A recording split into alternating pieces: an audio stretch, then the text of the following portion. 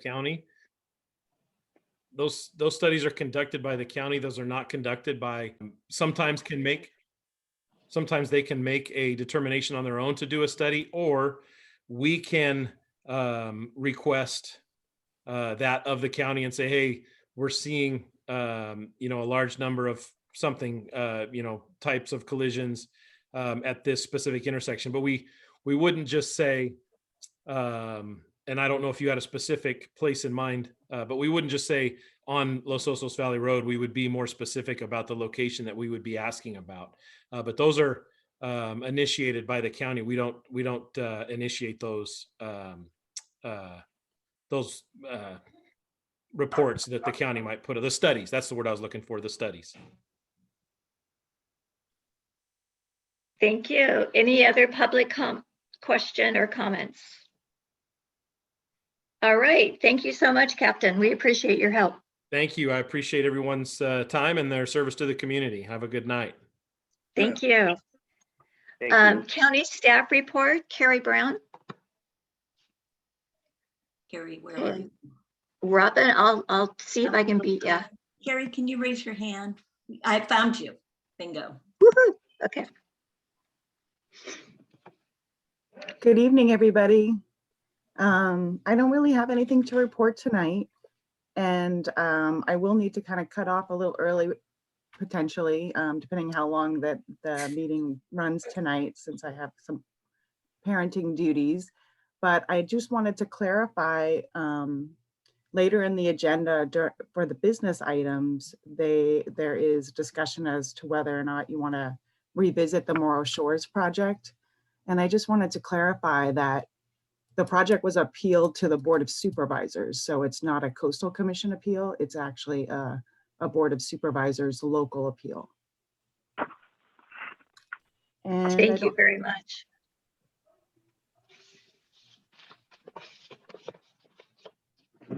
If you guys have any questions for me, I don't have anything else to report, but I am here for any questions. Does the committee have any questions? I do. Lynette? I got a report from the IT people at the county level that the county is having trouble accessing our website. Their blocking software, which is way above what we have, so it only affects the county, not the rest of us, they are not able to access our website. So I'm checking with someone who knows WordPress well to try and figure out how we can resolve this problem. But since we have Carrie, we have Bruce, we have Blake here, and I'm not sure who else is from the county. I was wondering if that had also been problem for you, Carrie, and when everybody else has a turn, is it your problem too? Yes, it is a problem. I actually tried several times this week to just check, because I like to look at the minutes from your land use meeting and just kind of prepare. And yeah, I haven't been able to open that website because it's blocked. It says there's malware. Yeah. And it's a security risk. Can you tell me when this started? Oh, good. Yeah. Well, okay. I don't know.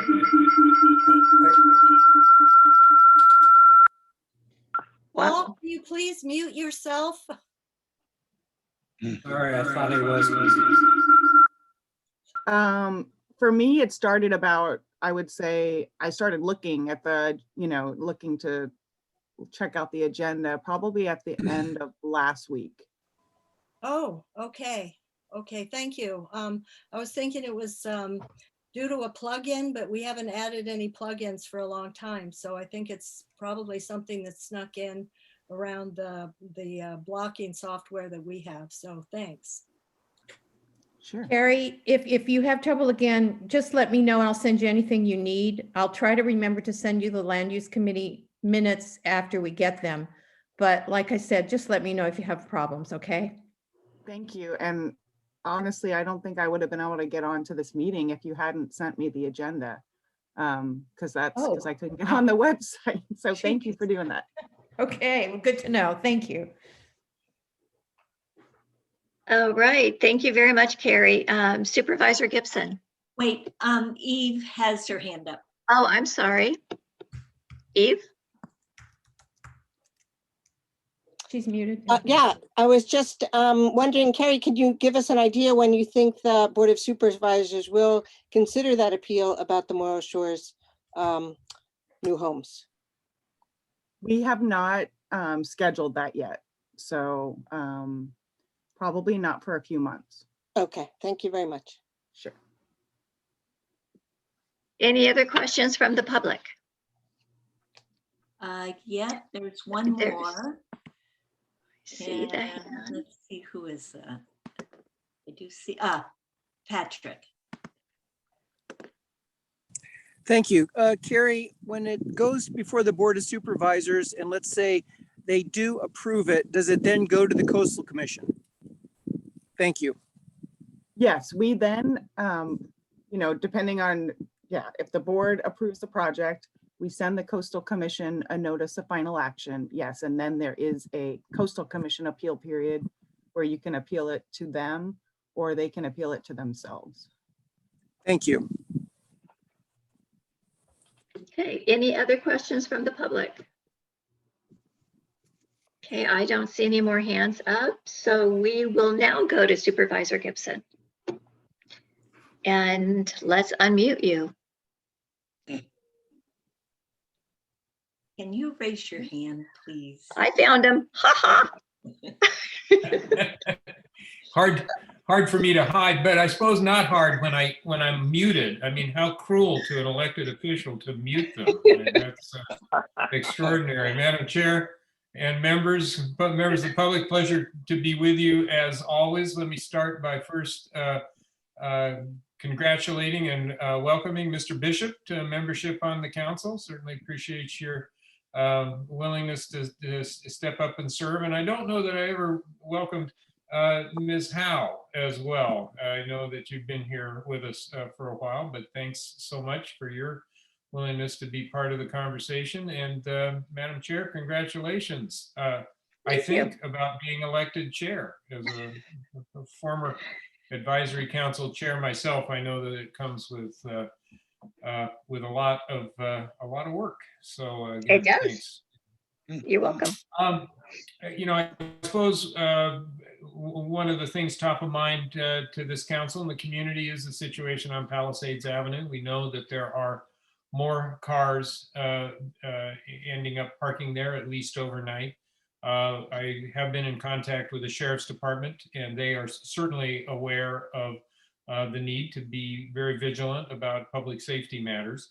But we are working to find the necessary alternatives that will allow us to actually enforce a no overnight camping on the street county ordinance that's in place. Again, I think the council and most of the public's pretty well aware of the court case of Martin versus the city of Boise that doesn't allow us simply to enforce that ordinance for folks camping or sleeping in public spaces until and unless we have reasonable alternatives. And that's what we are diligently working on right now. A couple of weeks ago, I met with a group of concerned citizens who brought forward a very interesting proposal suggesting that we use the campground at Choro Regional Park as a place where folks who are living out of their vehicles could relocate. And they had done a fair amount of good thinking on what that might look like and the necessity of getting services to these individuals so we can get them on a path toward permanent housing. That suggestion is being seriously considered by county staff. I brought it to the relevant folks, and we're looking at it from the frame of, if this were to work, what would it look like? And so there are quite a number of considerations about the use of that particular county resource to work on solving our situation with homelessness. And that analysis is underway. That suggestion came at a really timely point, because on August 10th, the Board of Supervisors has been set to receive an update on our regional efforts to address homelessness. That's a real key. That regional aspect of it is a real key. We're trying to come up with a solution that covers the entire county, because we know a piecemeal approach tends to just move the problem from one place to another. So I know that the Choro campground proposal will be brought up by members of the public, and I hope that that our staff has done a good bit of research, and we can see what that might look like and whether that might work. So again, I appreciate Becky McFarland and others for bringing that forward. We certainly look forward to the time when the county does have sufficient alternate sites to locate folks encamped, so that we do meet the test of Martin versus Boise, because it's absolutely the case that the encampment on Palisades negatively impacts the public spaces of Los Osos. And the public should feel safe and comfortable and welcomed in those areas. And we want to get back to that situation. So we're working both to take care of the needs of those who are unhoused and the public who wishes to enjoy its public spaces. So more on that. And again, August 10th, a particular date to look forward to. The Basin Management Committee is continuing its work. I don't know if Marshall's here to talk about from the CSD perspective, but we're engaging the work plan of a variety of things to look at the nature of the metrics that we use to evaluate the basin, including looking at the calculation of what the water purveyors consider to be the safe yield of the basin. And that received a fair amount of discussion and a study session at the Basin Management Committee yesterday. I know, and I very much appreciate the council writing a letter in support of an aerial electromagnetic survey of the community of Los Osos. That's a bit of geophysics that would allow us to detail much more, in theory at least, would allow us to detail in much more precise terms the nature of where seawater has come into the basin. The Department of Water Resources has been doing some of these surveys, notably in the Paso Robles groundwater basin. It's got some more planned in other basins in the county and in Santa Barbara County. But because the Los Osos Basin is not covered by the Sustainable Groundwater Management Act, or SGMA, we are not on their list. And so they're not going to fly it this year. They are keeping us on the list for consideration in upcoming years. They did indicate, some inclination to do it, but we're also looking at exactly where that survey could be conducted within the community of Los Osos, because there are issues with developed habitated areas which make that problematic. So why don't we'll put that in the to-do file, and as that comes back up around in the coming year, we'll let you know. Those are really the Los Osos specific things I have. The board has considered how we are to proceed with the clerk recorder appointment. As you know, Mr. Tommy Gong has resigned to take another job in Contra Costa County. The board needs to it has a requirement to appoint someone to fill out his term until the seat is up for re-election or for election in 2022. We are going to, the board gave some direction. Key among it is to set up a committee of individuals who will look at applications coming in and recommend no more than 7 to the full Board of Supervisors for us to conduct interviews. All those interviews have to be conducted in public because of the nature of this office. And we are, I guess, targeted to do that sometime in September. The other main effort that we talked about this past Tuesday was the redistricting. We held our first public meeting. Key among that is soliciting input from the community on what, from communities all over the county, from the public, input on what they consider to be their community of interest. because within the state regulations for how we are to conduct the redrawing of supervisorial districts, that is a consideration. You know, the basic idea, of course, is we need 5 roughly equal in population districts that meet the requirements of the Federal Voting Rights Act, that then, to the greatest extent possible, preserve communities of interest intact, and that the definition of a community of interest is pretty broad. And then there are other ranked criteria, including geographic reasonableness and compactness and things like that. So we're really urging the public to get involved. If you go to the county website, which is slocounty.ca.gov/redistricting, you'll land on the page that gives you the details of that. As I was presenting this to Cambria's Advisory Council last night, it occurred to me, at the council's pleasure, we can certainly arrange, we're going to ask, I think they'd be inclined to it, but we'll ask our staff to see if they would come and make a short presentation to you about the requirements of redistricting and how the public can get involved. Certainly at the discretion of your chair and others on the committee, but I'll certainly ask if staff could be available at a future meeting. The key timeline on that is release of the census data, delayed by COVID and the Trump administration.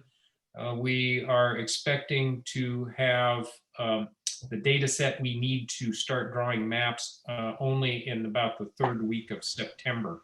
We're supposed to be done by the end of the year, so you can see that we got a bit of a time squeeze coming up as we draw maps during October and November, hold the required number of public hearings on it, and act before the end of the year. So all that's outlined, and we can get you that information.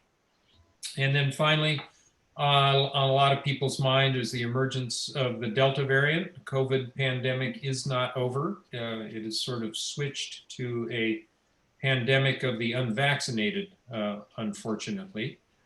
But you've certainly seen press reports, I imagine, that it's causing a considerable uptick in cases in a variety of places. Different jurisdictions like Los Angeles County are either mandating or recommending the wearing of masks for all individuals, vaccinated or not, indoors. At this time, our public health folks are not putting out either a recommendation or a requirement that anyone wear masks indoors right now. And that comes because our actual per capita case rate and our positivity rate are much, much lower than those areas where those kinds of requirements have been put in. But please do know that public health is paying close attention to this, and we may hear more from them in the future. So with that, of course, there are lots of other fun and interesting things going on at the county, but I'll stop talking and be available for your questions. Thank you. Any questions from the committee? I don't see any hands up. Huh, that's rare. Any questions from the public? Okay. Thank you so much. I appreciate it. I think Lindy had a question. Okay, Lindy? Lindy Owen or Lindy? Yes, Lindy Owen. Okay, thank you. Well, that's right. She's a waiver. Oh, sorry, I don't have her on my page. Yeah, we don't have you on our page, Lindy, so, but James can see you, so that's good. Okay. No, I just, at the meeting on Tuesday, we had a little bit of a protective COVID protection for the increase in our sewer bill. So I just thought maybe Bruce might want to remind us that that's the charges will now be applied. Yeah, so you will remember immediately pre-COVID, the Prop 218 process went ahead and specified the increased sewer rates that will be phased in over a number of 5 years. Those rates were approved for 5 years. The board delayed implementation, decided not to impose the first year's rate increase because COVID was hitting. As we got to the end of that first year, a couple of things became obvious. One is as the economy and the community started to reopen, and because the loss of revenue was affecting the operation of the sewer plant, the decision was made to go ahead and then keep on track to impose the second year's rates starting this July 1st. Those rates will appear as charges on your property tax bills payable due on November 1st and March 1st of 2022. The thinking was that, again, economy rebounding, and a variety of support programs in place to help people who might be negatively affected by that. The board has taken one action a couple of meetings ago to actually set the rates at the year 2 levels. And we will be taking an action at the August meeting, I believe, August 10th meeting, to actually put those charges on the property tax bills. The one, I guess, good thing is that due to the American Rescue Plan Act, or ARPA, it looks like we can be reimbursed for the lost revenue that occurred because we didn't impose the year 1 rate. So that'll help the plant, that'll help us stave off future rate increases, but that's the situation on sewer rates at this point. Thank you. All right, we have Eve Gruntfest. Hi, I just wanted to ask Bruce if there was any update on the Los Osos Community Plan consideration by the California Coastal Commission. I know there had been a lot of discussions going on, and we were aiming for a review by the end of 2021. I'm wondering if you have any update on whether that's still realistic or what you might have to say about it. I haven't talked to the planning department recently, but the Coastal Commission has asked for some information and we're providing it. A lot of that, of course, revolves around the water supply and the question of how to characterize and handle that in terms of what future growth might be justifiable. We have yet to actually engage a detailed discussion with them on that. But again, roughly, I expect we will be increasing our activity on that through the end of this year. Again, no specific date at this point, but I would say late this year, early next year, we could well be into the possibility of setting the hearing at the Coastal Commission. We'll keep you updated as that goes along. Thank you. The next one is Julie.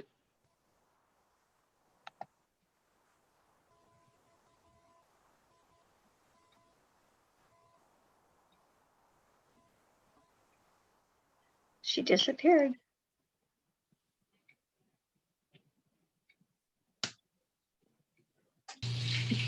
Robin, did she disappear? There, here I am. There you are. Thank you. Got it.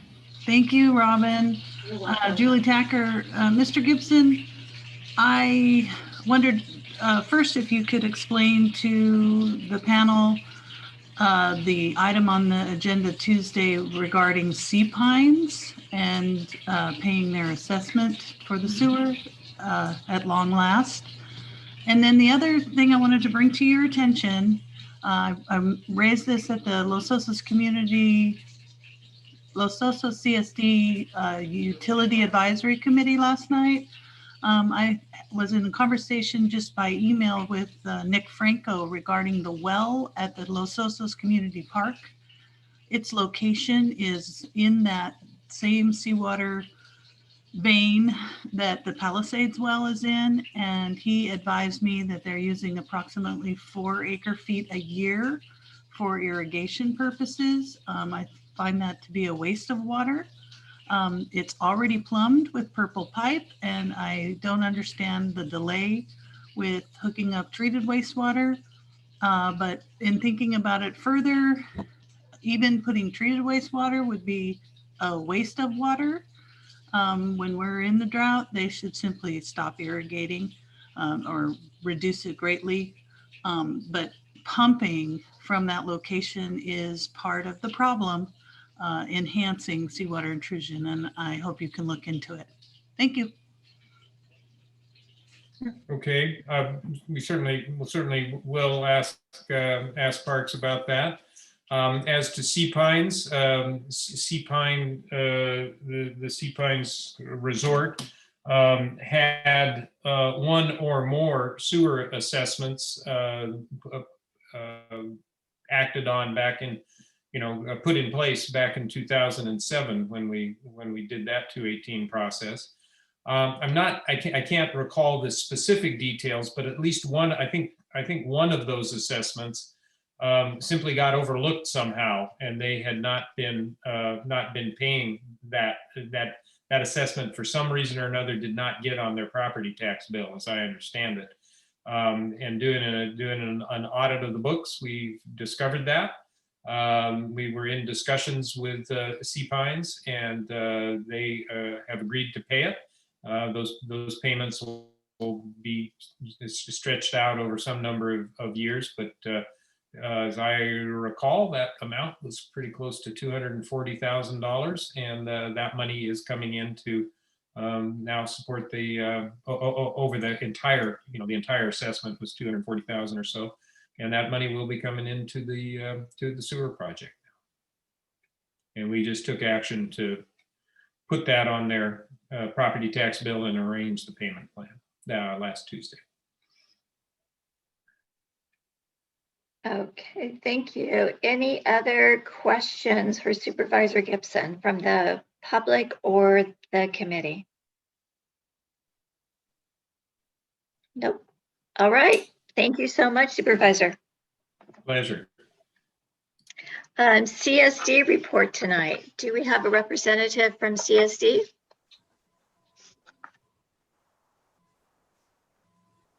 Would that be Matthew Fourcroy?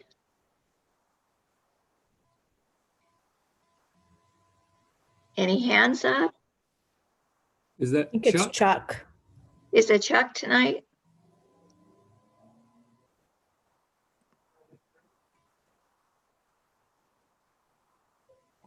There you go.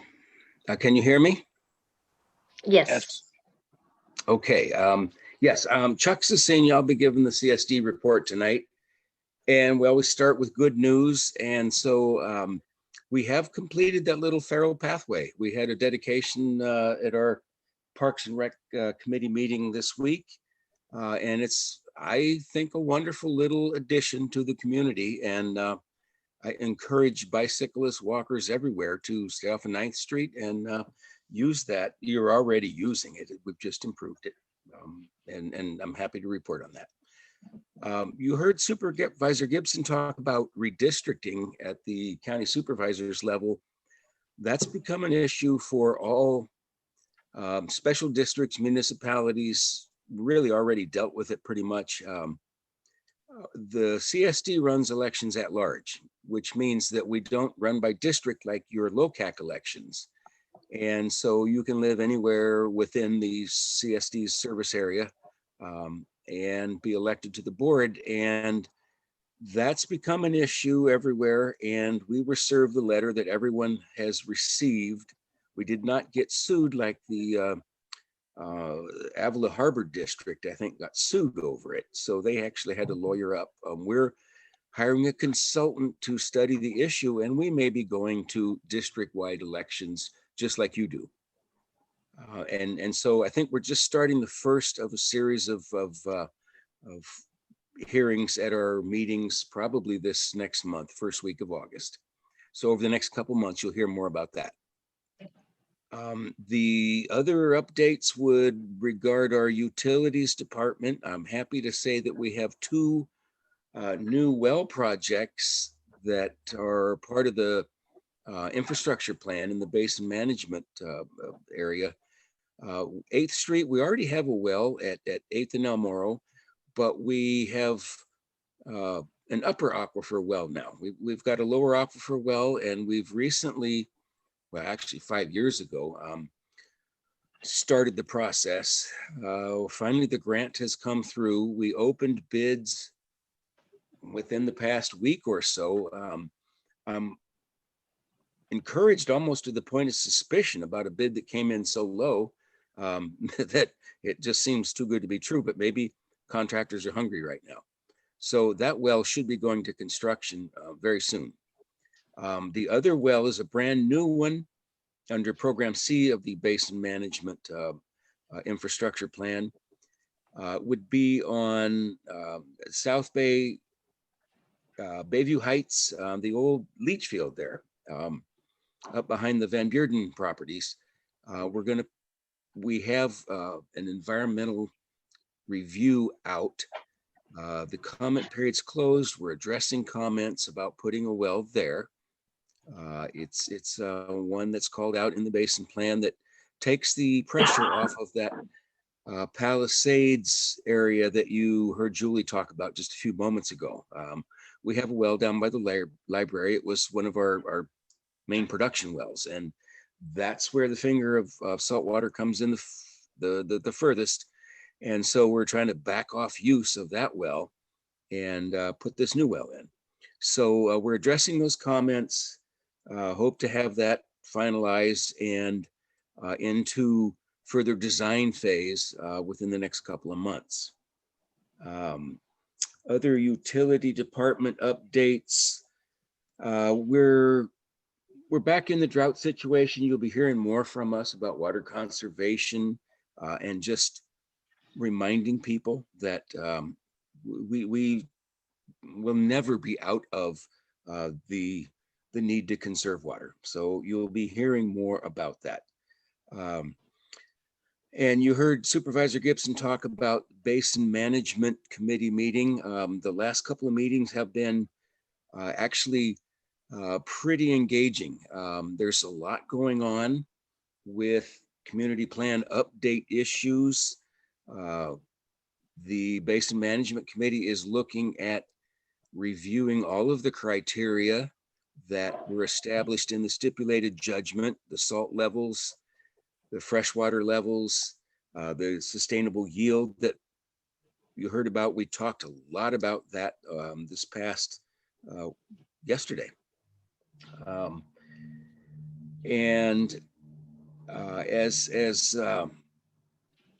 part of that discussion, the Basin Management Committee will be reviewing that sustainable yield, and it's an estimate, relying upon the models that are as sophisticated as we can make them. There's talk about actually improving with a transient model. So there's a lot to be done over the next year. The Basin Management Committee is stepping up, I think, and taking on a lot of this review that needs to happen. As part of this process, the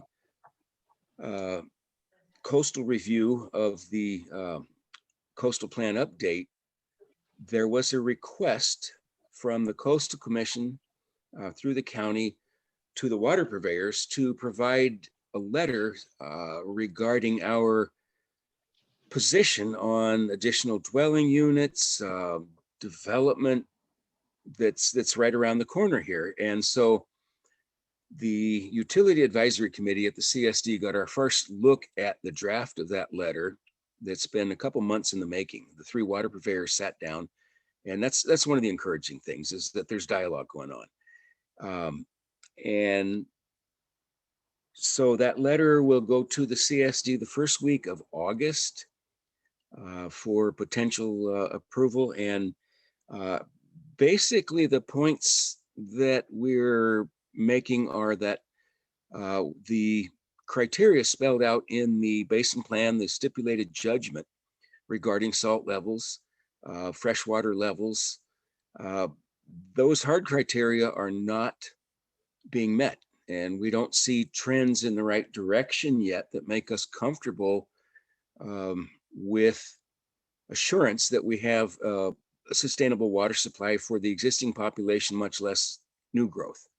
So it's just a little bit early in our estimation. And that's where the sustainable yield reexamination is going to come in over this past year, because it looks like, based on that number, that we're meeting that goal of only using less than 80% of what we think this basin can provide in a year. But the other criteria aren't showing that response. Are we not being patient enough? That's all part of the discussion. The other parts of that letter are that we would like to see a reworking, a reevaluation of the Title 19 retrofit program that does allow building. You theoretically save water by replacing fixtures in other buildings that allow new development, but there's never been follow-up to look at the actual savings provided by those kinds of things. And so we'd like to see more information on that. And then there needs to be a funding mechanism that allows new development to buy into the existing infrastructure and those sorts of long-term questions. So that letter will be out first week of August at the CSD. I don't know when Golden State or S&T would be able to act on that. That's one of the difficulties. Each of the water purveyors has a different structure, municipality, public enterprise, and then a private company. So each has their own timeline, but within the next month or so, I bet you'll see that ready to go to the Coastal Commission. And I think that that's what you'll probably hear more from James. Mr. Bishop, I'm happy to see that you've got an ad hoc water committee here, and he's been a very valuable member of our utility advisory committee for the CSD for a couple years now. So with that, that's my update. Thank you very much. Are there any questions to Chuck from the committee? Lynette? I'd just like to say thank you, Chuck, for running a very good Utilities Advisory Committee meeting yesterday. That was really a very useful meeting to attend. I would urge everybody to attend the Utilities Advisory Committee meetings of the CSD. And that letter, that draft letter, is on their website. So you kind of have to noodle around to find it, but it's really a good letter. And I think anybody interested in water, as all of us on Locac are, and anybody else in the audience, should really go to that website and check out that letter. Thanks. Any other committee member? This is James. Oh, sorry. James? I just wanted to reiterate what Chuck had said about the purveyor concerns about the effectiveness of the water offset program. I think the purveyors feel that the effectiveness of that program is pretty uncertain, and that's relevant to some of the decisions that Locac has made with respect to land use recommendations. I think that my understanding is that Locac has kind of put a lot of weight on approving various land use things based on the anticipation of a no additional water use scenario based on those offset credits. And it's unclear if those offset credits actually achieve the goal that they're intended to achieve. Thank you very much, James. Any other committee members? Okay, I don't see any community members that have any questions. There's one hand up, and that would be Patrick. Patrick. There you are. Thank you. Chuck, excellent report. And James, I don't think there's any confusion anymore whether those offsets work or not.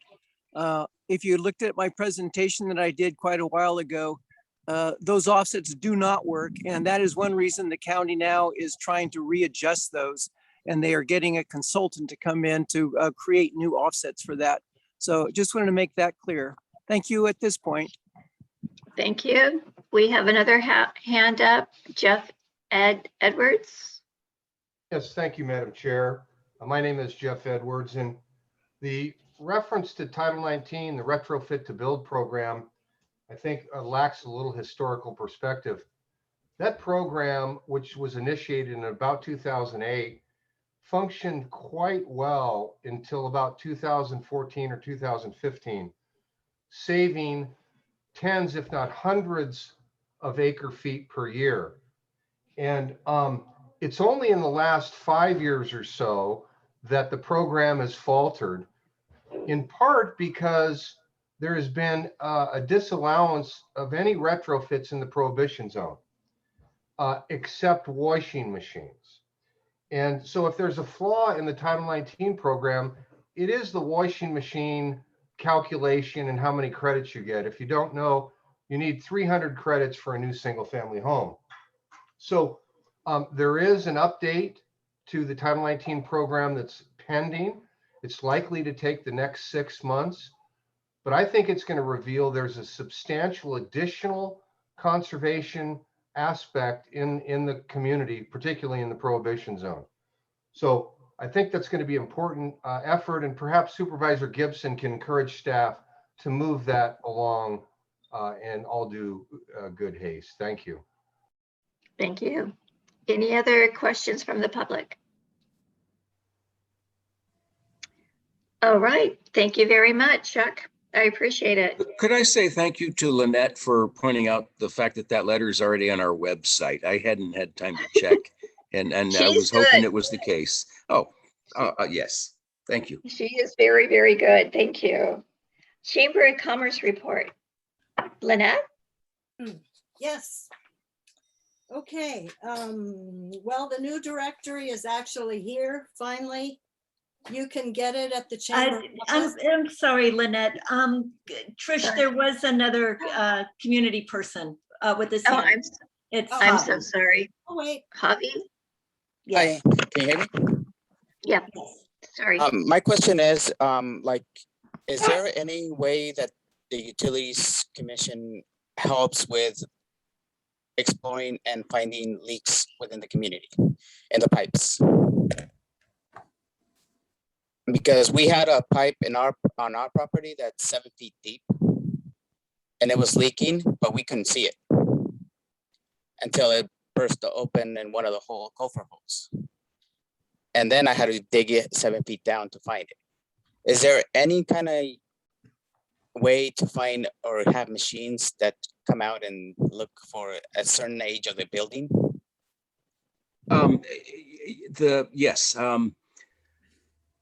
Certainly, we actually will notify people if we notice that a meter is running exceptionally high, but that can take days to happen, honestly.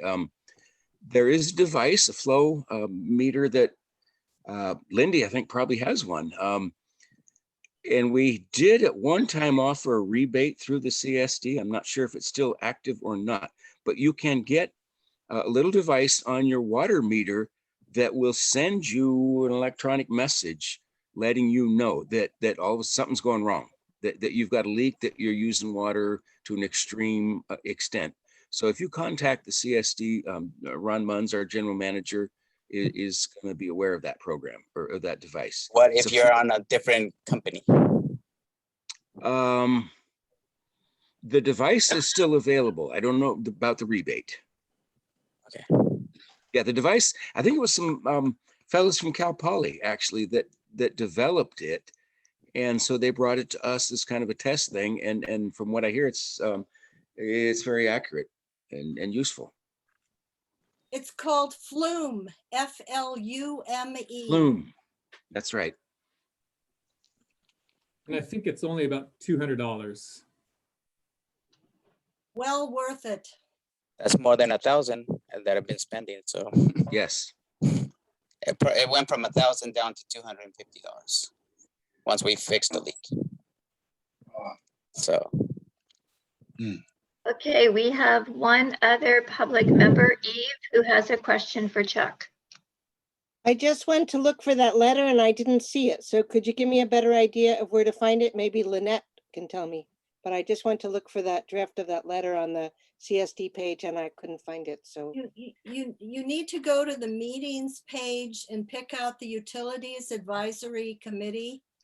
Go to that committee's, there's a page that has the listings of all the meetings. You'll have to scroll down to find Utilities Advisory Committee. And it will be the very last meeting that was held yesterday. That all the documents for that meeting will be on that portion of the website. It'd probably be easier to find next week when we post it to our regular full board agenda meeting. But All for right. now, Utility Advisory Committee, look for that. Thank you very much. Let's continue with the Chamber of Commerce report with Lynette, please. Okay, the directory is out. Our office is now open 5 days a week from 11 4 days. a.m. 4 days, Lillian. Oh, when did that change? Tuesday through Friday. Okay, that changed We since. have a limited number of volunteers. Okay, so Tuesday through Friday, 11 to 2. You can pick up a directory there. It's really beautiful. I would like to thank all the local photographers who took the pictures in the directory. They were mostly found on Nextdoor, although there were some carryovers from last year and they did a spectacular job. I'm sure some of you already know the quality of their work. The new website will be up soon. Our very successful last event that we had, Festival of Flavors.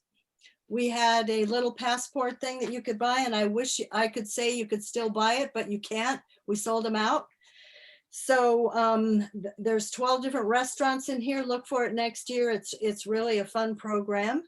And we finally are open for mixers again. We had one on July 9th at the Gypsy Boutique. So I hope we get our website up soon. It's a little limited on the old one, but we are trying to get a ribbon cutting coming up. So that's pretty much everything I can think of, unless Jim, you can think of something I forgot. Just to encourage people, if you plan to go to the chamber office, call ahead of time, 805-528-4884. We're manning it with volunteers, and volunteers have emergencies, and sometimes they are hard to cover. So you just need to be sure somebody's going to be there if you come by. Working hard to get new volunteers. If there's anybody who feels so inclined, give me a call and I'd be happy to introduce you to the chamber office. Thank you very much. All right, any public questions for Lynette? Okay, I don't see any hands up. Great, thank you, Lynette, great report. Next on the agenda is public comment for items that are not on the agenda. Is there anyone who, and I see a hand, Patrick? Thank you. You I have hope 3 everybody. minutes. Thank you. I hope everybody got a chance to read Mackenzie Schumann's article in the Tribune this morning dealing with our water basin. But I'd like to just read a couple quotes out of there that I thought were really interesting, that everybody should be aware of, I think.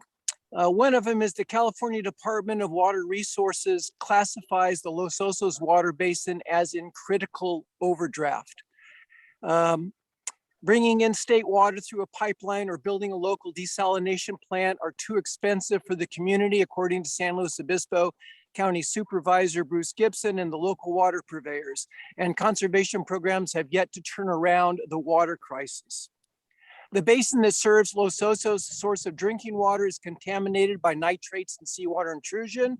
San Luis Obispo County plans for more homes. 3 local water purveyors say increasing water demand in the town doesn't appear to be feasible at this point. We're reluctant as water purveyors to take on new customers at this point. Golden State Water Company is a state regulated water purveyor So it would ultimately need to get approval from the California Public Utilities Commission in order to stop issuing will serve letters. In its most recent report of the Los Osos water basin, some metrics show deterioration of water quality and that seawater intrusion has not yet been mitigated and has worsened. Groundwater production, which is how much water is pulled from the basin, increased 6% from 2019 to 2020, the report says. The water supply in Los Osos is not sustainable for this day for the present population, said Cody, chief operator of S&T Mutual. In Los Osos, Patrick, your 3 minutes are up. Thank you. And I would just encourage everyone to look at the trib from this morning, and the article is on there for you to take a look at. Okay. Thank you very much. Any other public comments that are not on the agenda? Okay, I don't see any hands. Lindy Owen is. Oh, sorry, I can't see her on my screen. I Lindy? know. Lindy, use the raise hand feature. Yeah, I always have to look for it because it's under reactions, I guess. And Yes, that's where it is. on my screen. Okay. I just wanted to bring up something that's really concerning to me, is that we have several projects that went forward with illegal damage to habitat and bulldozing and leveling with no permits. I don't know how code enforcement is going to respond and react to them, but it appears that the county that maybe things are just, it's easier to go ahead and do damage and get your project, your trees cut down and everything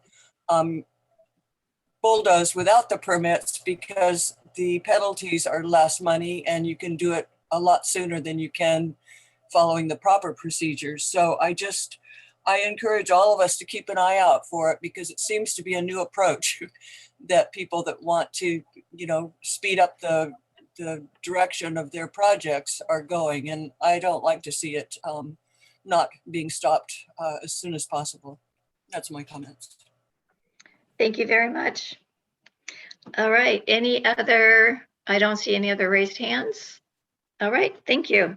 So approve the minutes from the meeting on June 24th. Could I get a motion to approve the minutes from, okay, Jim, do I have a second? Yeah, I'll second. Lynette is the second.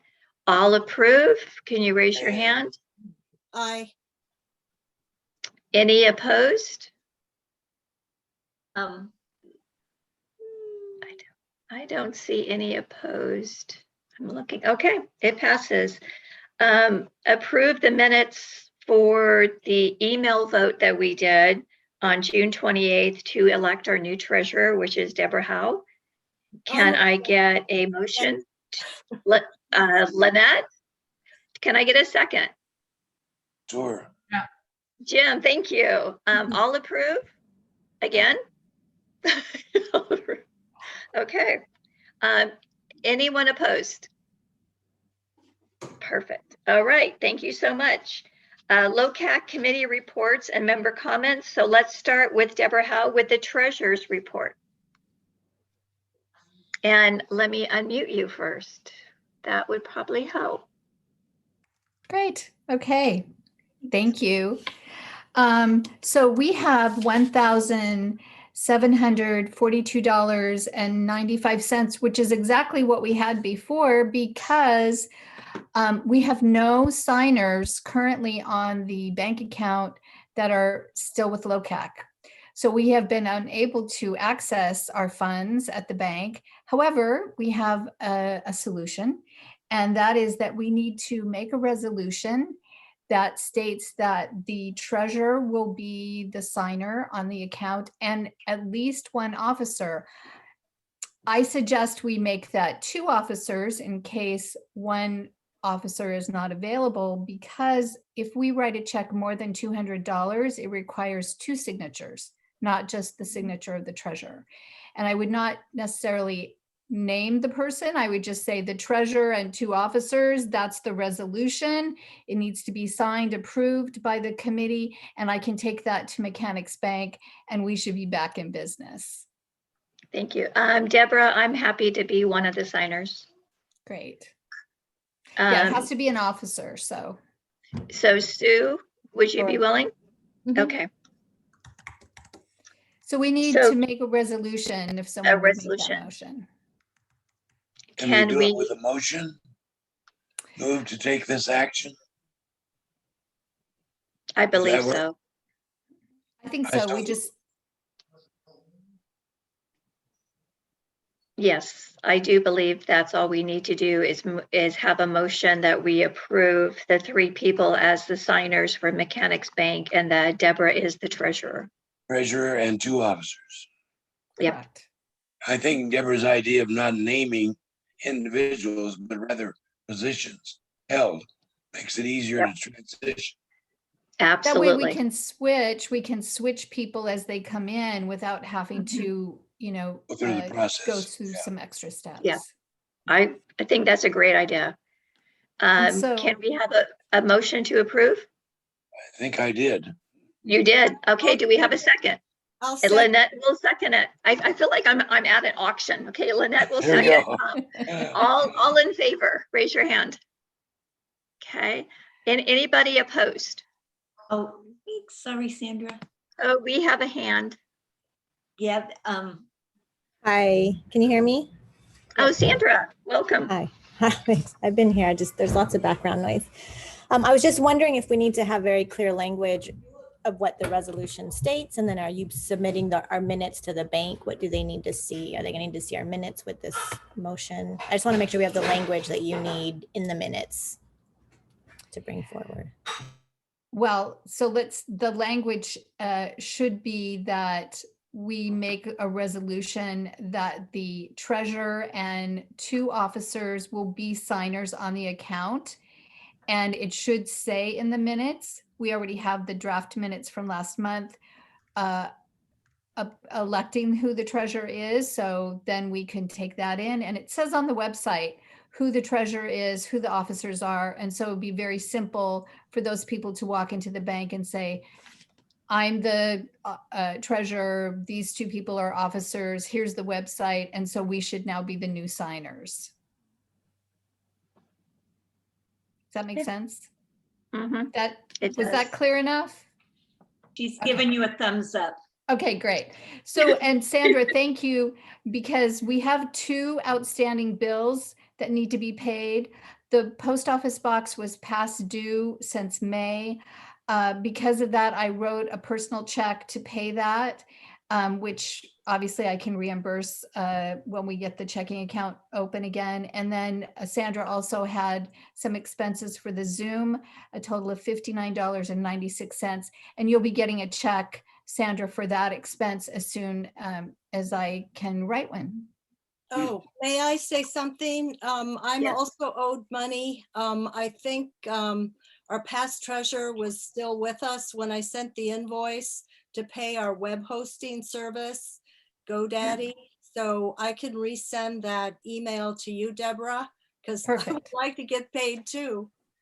Yes, but please, everybody send in your bills. Let's get these paid so I have to make a budget for Supervisor Gibson, and I want to have everything paid so that my budget is starting with a clean slate. Great idea. Thank you. Thank you, Deborah. Okay, any other questions for our treasurer? Great. Okay, let's go to Larry Bender for land use. We had a couple projects on the books at our last meeting. They'll be coming up on our regular agenda items, and we'll talk about those projects at that time. All right, thank you. Any questions for Larry? No. All right, traffic and circulation, Jan Harper. Yeah, this is Jan. Most likely, we're going to be having a Zoom meeting in August. I believe the date is August 16th. because the circulation study draft may be ready by that time. I don't have finalization on that, but when I know more, I'll let our distribution list know. The other thing, because I'd like to send out the draft to my the distribution list for traffic and circulation so that everybody can read through it if it's available. And then as usual, if you're noticing something on your road or vegetation blocking view, you need to call 781-5252 and let the county know. Thank you very much, Jan. Any questions for Jan? I don't have a question, but I have a comment. I did meet with Sea Pines today to talk about doing in-person meetings. They are set up to do Zoom, so we could potentially have an in-person meeting with a hybrid situation of Zooming as well. Jan, if you're planning on having a meeting and you need a meeting space, please get in touch with me so I can rent that. And that goes for all committee leaders. If you're planning on doing an in-person meeting, I would like to have the schedule, your calendar, the day you're going to be meeting, so I can reserve those rooms for you. That's it. Great. Thank you. Trees and landscaping, Yael.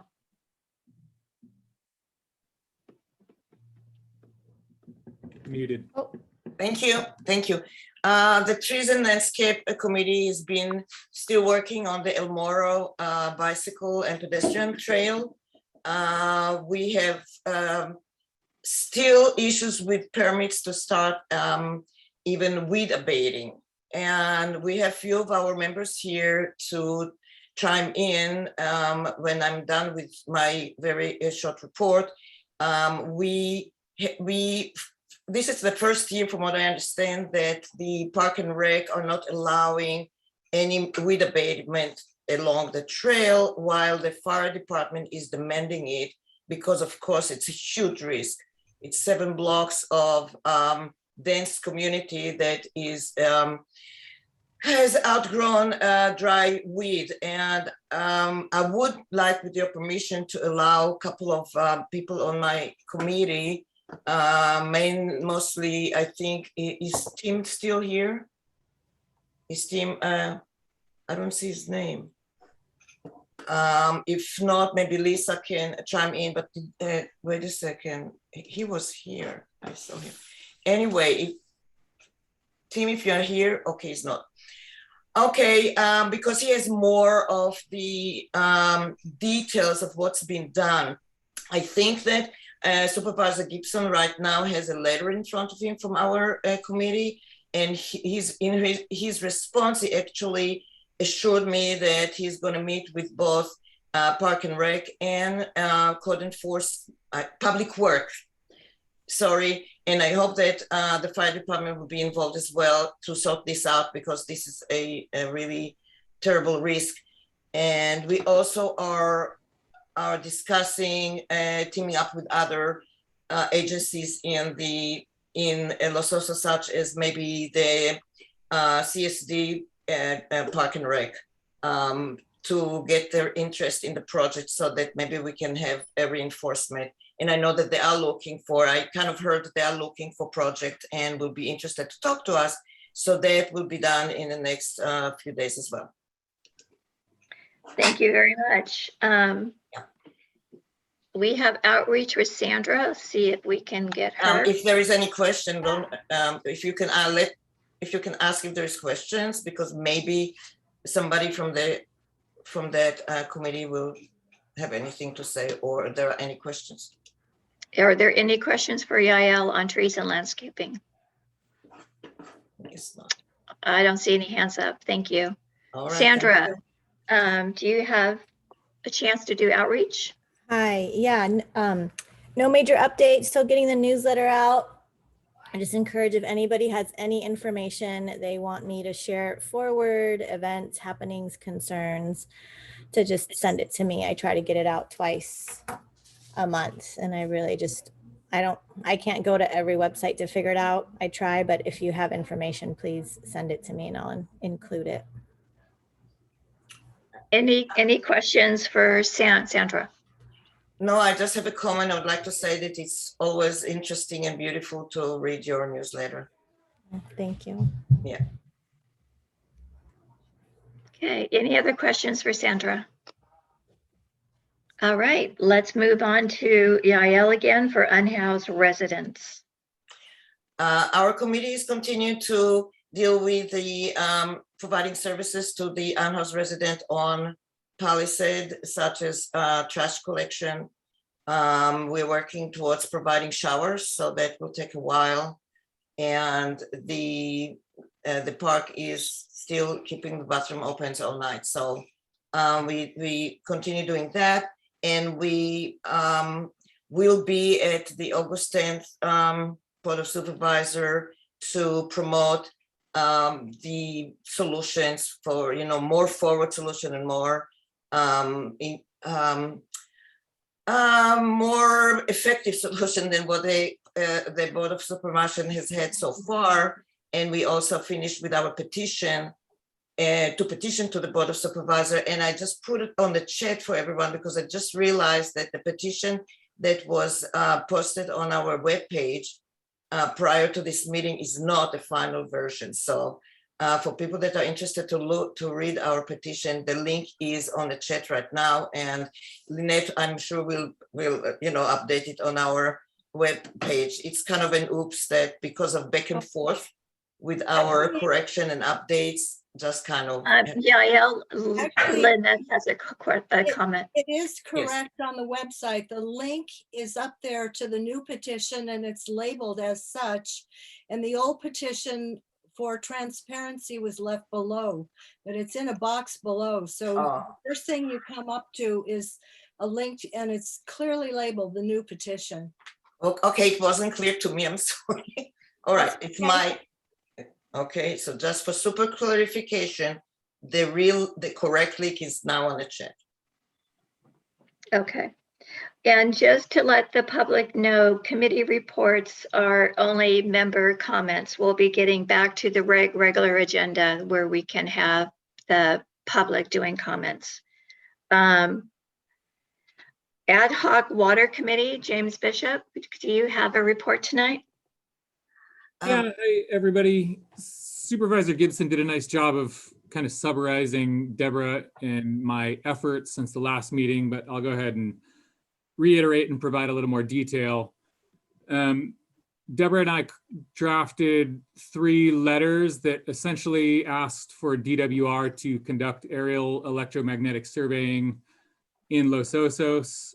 As a bit of background, the Department of Water Resources is conducting this survey in many groundwater basins statewide. And unfortunately, Los Osos isn't eligible, in part because our basin is classified as low priority under the Sustainable Groundwater Management Act. We are classified that way because we're adjudicated, despite the fact that, as Patrick mentioned, DWR also recognizes that we're critically overdrafted. Had we not been adjudicated, we would almost certainly be high priority and would be receiving this surveying. So anyway, Deborah and I drafted some letters, submitted one to Supervisor Gibson, one to Senator Laird, and one directly to DWR, asking that DWR consider flying Los Osos when they fly other basins in San Luis Obispo County. Kathleen Blueback from DWR responded and said that they will not fly us in 2021, but when they fly the San Luis Obispo Basin, probably in 2022, they will consider adding Los Osos at that time. There are some technical constraints to flying Los Osos that may make it infeasible, but it's possible we can get that data. And I think the data is really important. It will answer 2 kind of critical questions related to management of the basin. One is, what is the spatial extent of seawater intrusion? And second is, how effective is our Broderson leach field in actually mitigating seawater intrusion? So, the surveying could be really useful to answering those questions. So we'll continue to keep track of DWR's efforts, particularly as they announce the San Luis Obispo flight and follow up and ask them to fly our basin. Thank you. Any committee members would like to ask James any questions? I'd like to make a comment. I Yes. couldn't ask for a better partner on this ad hoc committee. As it turns out, James actually wrote a paper during his graduate studies on this exact technology. So he knows it inside and out, and he's been so helpful to me in helping me understand. I'd also like you to all be aware that these letters, all three of them, are posted on our page, the Ad Hoc Water Committee page. In addition, we are adding information for context that is also regional and national. And so you will also find on there information about a bill that Senator Padilla has proposed. It's called the Large Scale Water Recycling and Drought Resiliency Investment Act. It proposes $750 million of grants through the Department of Interior for water projects. And then Governor Newsom has proposed $5.1 billion for drought response and long-term water investment. 1.3 billion of that is for drinking water and wastewater infrastructure. So that's what's happening on a national, regional basis. Keep looking on our webpage, the Ad Hoc Water Committee page. We will continue to post information there that we think would be valuable for you to be aware of. Great. Thank you very much, Deborah. And thanks, James. A great report. We're going to go down to the regular agenda items.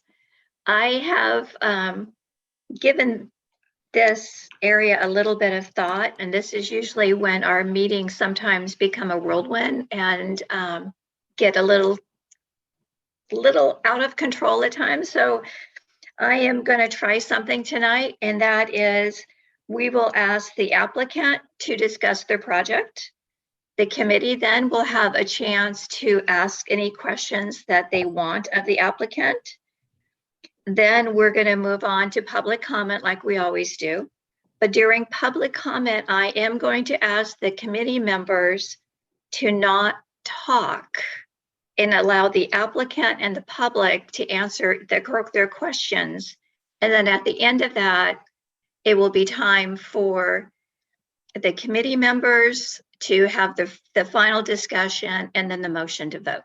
Does that make sense? Just so that it's a little bit, it might flow a little bit better and we don't have everyone trying to talk over each other. All right. All right, let's try the first one. See how it goes. The first step is stand back.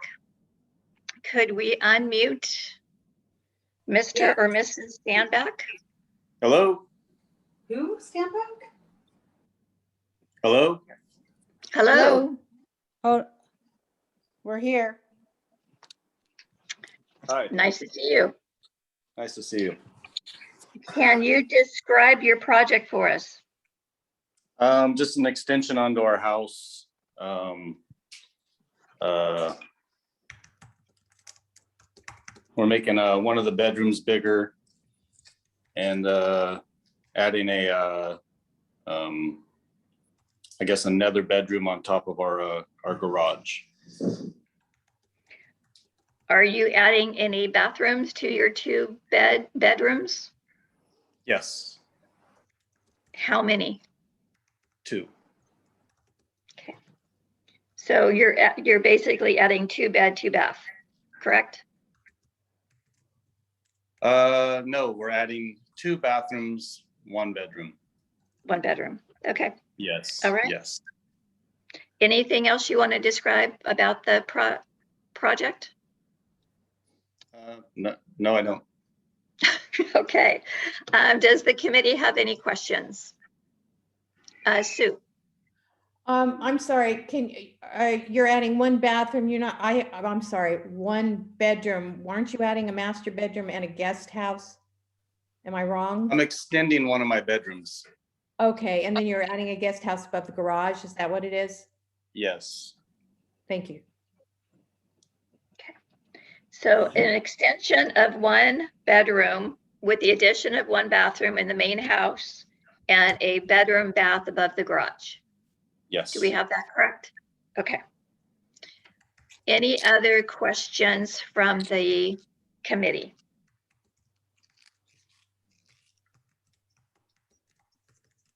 Sandra? Is this, are you adding the bathrooms? Is your family growing? Are there more people that you're bringing in? Is it to accommodate the family size that you have currently? Is it to rent out the top? What's the number of people that will be in the house? Well, I live in a 2-bedroom house. It's 900 square feet. The way it's currently set up, me and my wife sleep in 1 bedroom. We have a office in the other. I can't have any relatives over. I can't have any visitors. So, and we got 1 bathroom, so I can, you could only imagine. And we don't even have a bathtub, so. So it's for your, it's for your family. Yes. Imagine not having a bath in 3 years. Thanks. Okay. Any other questions from the committee? Okay. All right. So now the committee will be quiet, and any questions from the public? We have 1 hand up from Jeff Edwards. I'm not sure if it's for this.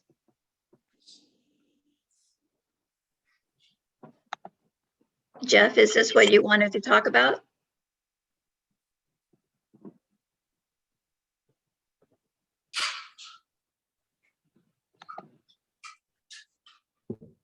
Can somebody unmute him? I've been asking twice. I have 2 or 3 times. I'm sorry, he's not responding. Okay, so it's not that we're not trying, Lynette. We both are. We both are. Okay. Any public questions on this? Yeah, Lindy. Lindy? I guess I'm unmuted. Okay. I just wanted to ask the Stambecks, again, I brought it up at the land use because I have a curiosity whether the county is following through with their Title 16 issues, Title 19, I'm sorry, I never get it right. And if they were requested to get extra water credits for adding the extra bedroom and bathroom, 2 bathrooms. So it's a curiosity on my part. You didn't know anything about it, which I thought was odd if you had already been through the process with the county, because that is pretty much. Well, it's probably because we use 50% water, less water than most people anyways, according to our water bill. We use 50% less. Yeah, but it's a different requirement than how much your personal use is. It's just a standard that if you have the Our water use is our water use. Okay. I guess you didn't get any credits, so thank you. Any other questions? All right, we can go back to the committee. Does the committee have any final questions?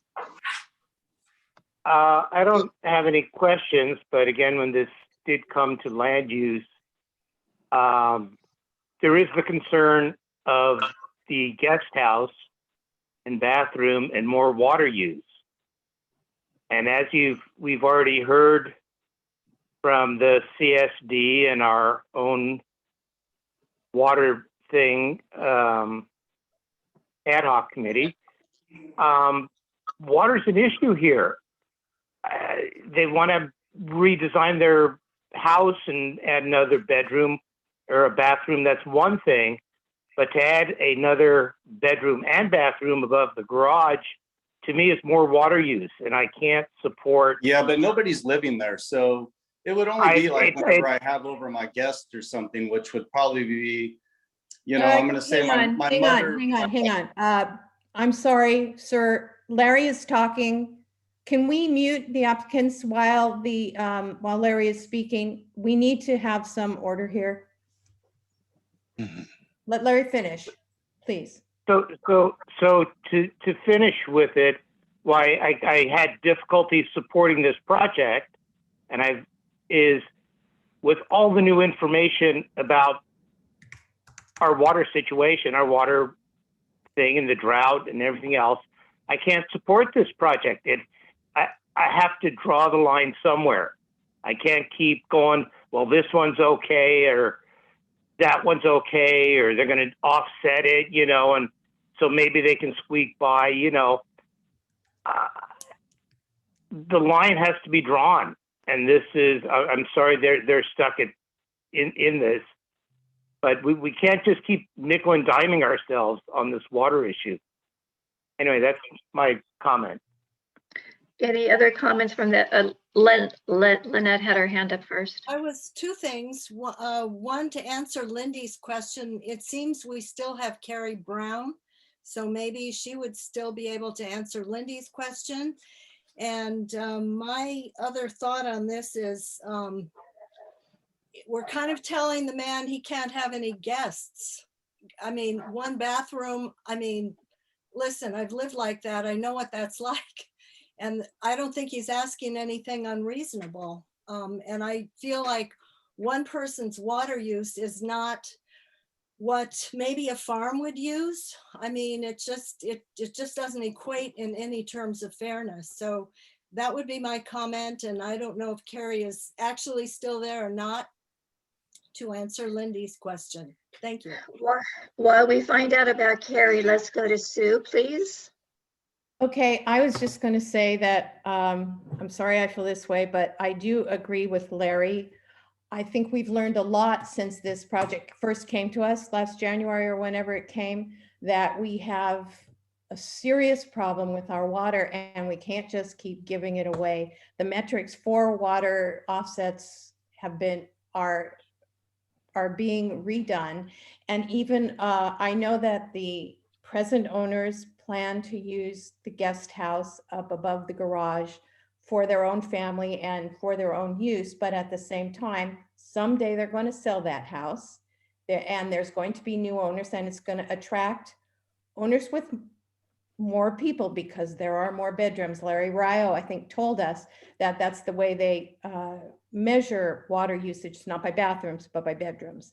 So I feel badly about this for the owners, but at the same time, we have to start someplace. And if we don't start, we're going to be really screwed. I mean, what is it? The small water company down here, I forget what it's, TSM or something.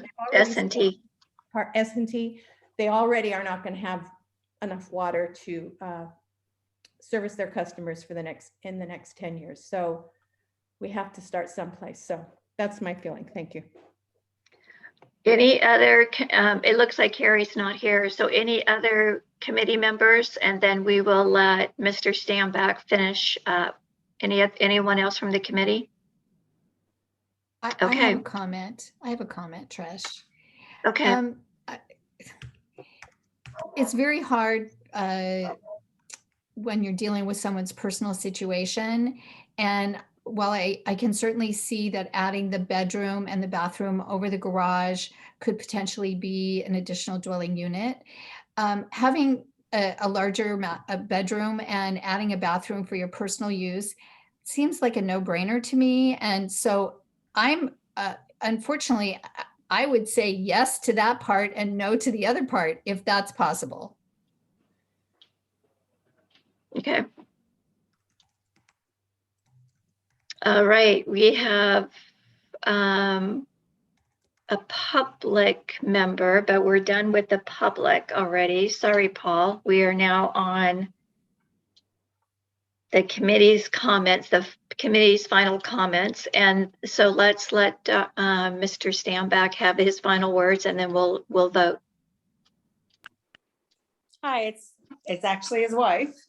Hi. So I've been listening, and I'm literally from here. I grew up here. And I've been in many of your guys' meetings where you approved new homes with guest homes, which I find very offensive since I am a local here. And to not be able to have guests come to our house, we can't have guests come to our house. And for you guys to tell us that that's not okay is kind of not okay. You know, I mean, that's like saying you're not allowed to have guests at your house. I mean, I'm sure your house is bigger than mine. I'm sure most of your guys' houses are bigger than ours. And you can have guests at your house. And for you to determine whether we're going to sell our house or not has nothing. No bearing. I mean, no bearing whatsoever, because we could say that about every person that buys a house. Well, what if they sell a house? I could sell my house and 10 people could live in my house. It does not change it. If I have 3 bathrooms, my husband and I aren't going to use more water. It doesn't equate to that. We use half of what 2 people normally use. Anyways, we went and looked at our bill. We had a meeting because of the county accidentally putting ADU. We actually had a meeting and everybody, Sue and everybody, I went back, I got all the writing. They all said that if we changed the wording, they would all approve it. Now Sue is backed out of that. There's a couple people that I have the writing, I have the video. So I'm just really like frustrated because we aren't adding that much. We have a garage. We could convert our garage if we wanted to. We're not doing that. I need a place because my dad, we had to put him in a home, brought him all the way to Bakersfield in a home because we were not prepared for that. My mom lives in Lilac. She owns a house. And one day we are going to have to take care of her. So we are going to have a place to take care of our parents. No matter where they live, they're still going to use that water. You can't just put people in homes. I had to make the hardest decision of my life to put my dad in a home because we were not prepared for it. So we are being active, preparing to take care of our own in Los Osos, our own, not people that bought property to have their dream home. For people that live here, that are in your community, that pay many months. And we just bought our house 3 years ago. So you can imagine what we just paid for our home. So that's all I'm saying. And it's very frustrating that you guys think that, oh, well, what if they sell their house? Like that has no relevance whatsoever. Yeah, we're not. I could have bought it yesterday and sold it to 10 people. We're not always thinking about money. Okay, thank you guys so much. I appreciate your comments and I'm so sorry about all of the frustration. We need to have a motion from the committee. I'll make a motion. Lynette? I'll make a motion that we support the Standback Project's minor use permit. Okay. Do I have a second? This is Jan. I'll second. Okay. I'm going to need to have a verbal vote of all in favor. Aye. 1, 2. This is approving the minor use permit for the bathroom. DRC 2020-00232. Yeah. All right. So I have Jan, Jim, Sandra, Lynette.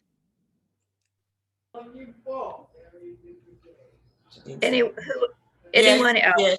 James, Deborah. James. Yael. Sorry, because I can't see all the names. Deborah. Wait, what are we doing now? We're voting if you approve. Okay, these are all approval votes now. Yeah. Yes. Yeah. Jan, Jim, Sandra, Lynette, James, Deborah, Yael. Jim. Okay. Jim, did you see Jim? I have Jim. And I have James. Okay, opposed. Larry's opposed. Sue and Larry. Okay. And what about you, Trish? You vote too. I am approve. All right, so it does pass. 1, 2, 3, 4, 5, 6, 7, 8, 8-2. All right. Congratulations. Congratulations. It's been approved. Thank you for your comments. All right, let's go to the Safina project or the, We're looking for Josh, you found him.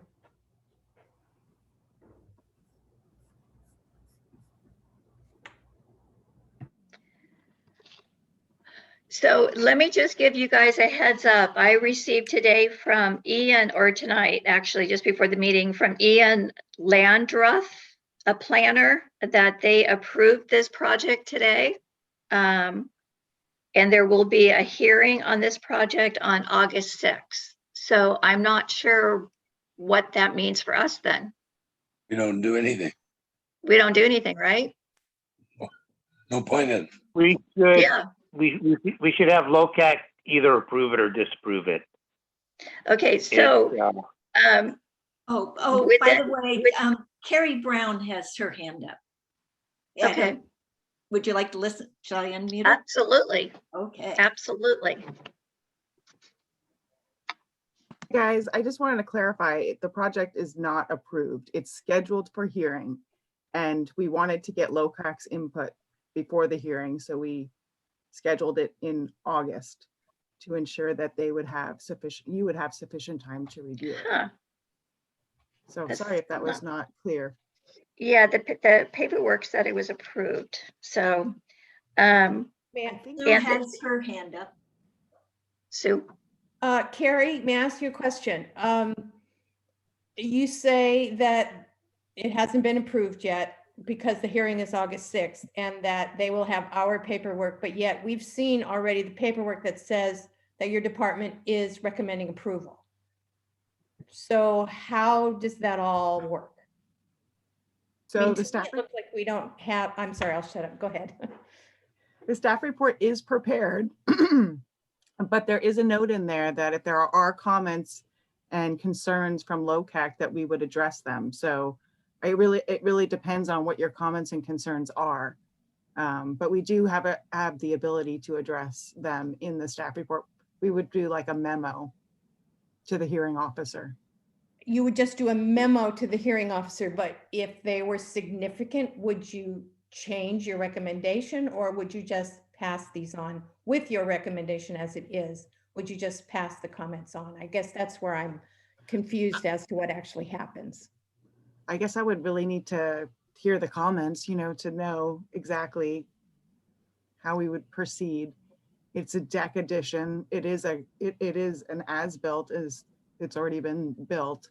But it is conforming to our requirements. So, but yeah, we look forward to your comments. Okay, so prior to hearing them talk about it, I do know that the Cabrillo Architectural Review Committee has not approved it due to issues with fire and construction. And they have appealed it already with the planning department, and they're going to be attending the meeting on August 6th. So let's go ahead and hear from the Safina group. You're muted. Let's unmute you. No, he's not muted. Oh, he just his hands up. Josh, we can't hear you. Can't hear you. Josh, you're not. Volume?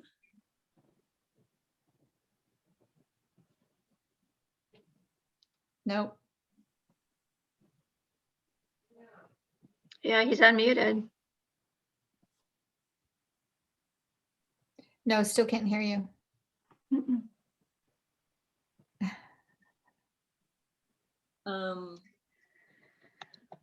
Josh, do you want to phone in? Microphones. There you go. You can hear me now? Yes. Yes. Good Lord. Okay. It's a year and a half of this. You think I'd have it down? We're all struggling still. That was news for the ARC. When I talked to, and I'm blanking George, on you his said? name now. Yeah. George? He said they were waiting to see what the planning department does. A lot of their concerns don't get taken care of by the planning department as far as fire review and stuff like that. That comes when we actually submit for the building department. So I know he and I talked about doing some screening along the Alamo side, which we're completely fine with. And I know they did have concerns with the fire rating for the construction, which, as far as we know so far, we meet the requirements for what's called heavy timber construction, because we're using all 4x or 6x material for the structure, and the decking is going to be Trex decking. So that's I believe that's a Class A material for fire safety. So I didn't realize they were going to. I guess that's neither here nor there right now, but I didn't realize they were going to be appealing any decision, especially since no decision has been made yet. Okay. So how to proceed? Could you have it recap the project, please? Yeah, I'm sorry. The project as it stands right now, it's an as-built deck that was started by David Safina. Unfortunately, it is partially constructed, and he got caught by code enforcement, and they red tagged it. So here we are now trying to get approval for it. He has since passed away, and so I'm trying to get this taken care of for his wife Kim, so she can get this thing finished, kind of as a last respects to David, because he was really excited about this deck. It's a good sized deck. The upper portion consists of two good sized landing areas. The total upper portion is about 1,200 square feet. That includes two landing areas and a catwalk that connects them. And then the lower portion, which would be at ground level with the house, is 654 square feet.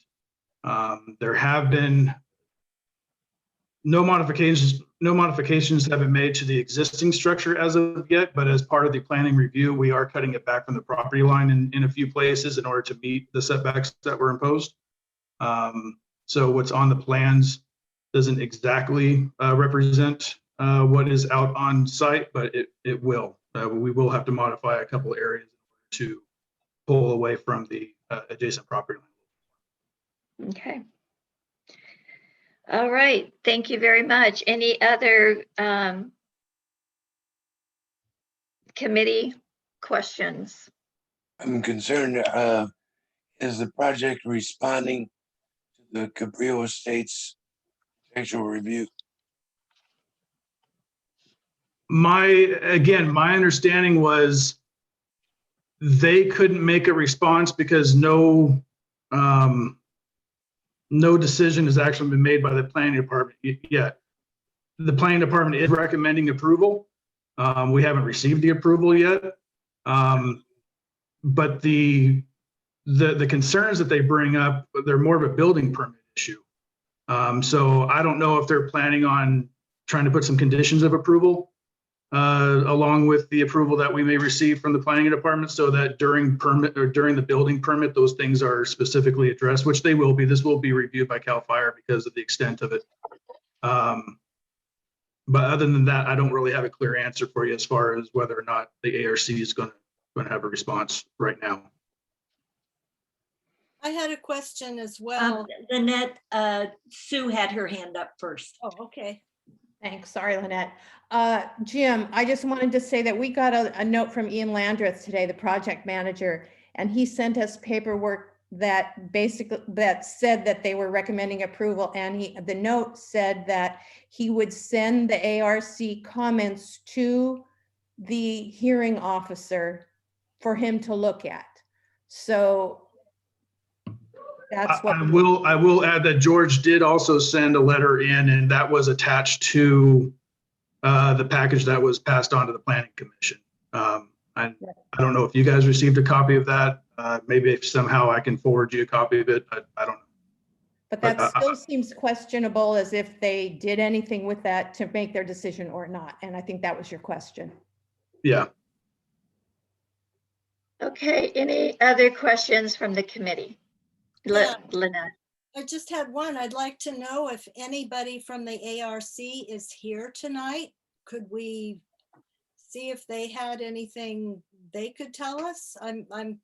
You know, I'd like to hear from them if they're here.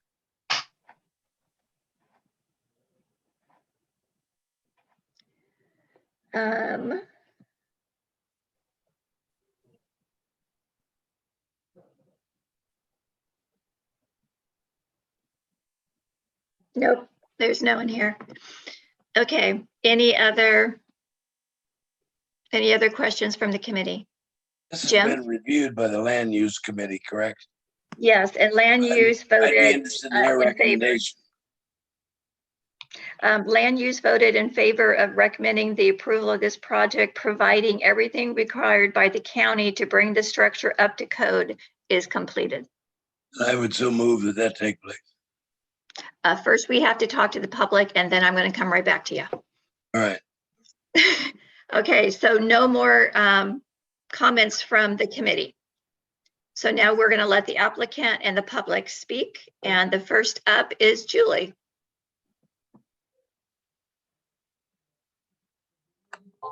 Good evening, Julie Tacker. Can you all hear me?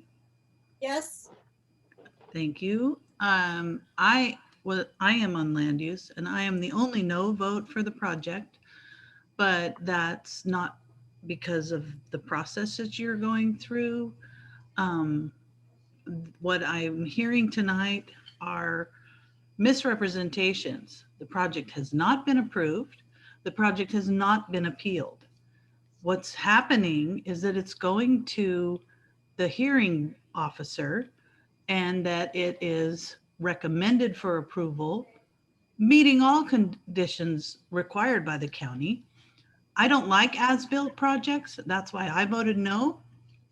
I don't like projects that violate code enforcement. That's why I voted no. But you are conforming now.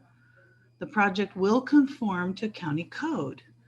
And that is where we're at today. And the idea that the ARC has appealed it is misrepresentation. The ARC can only at this point ask for a hearing.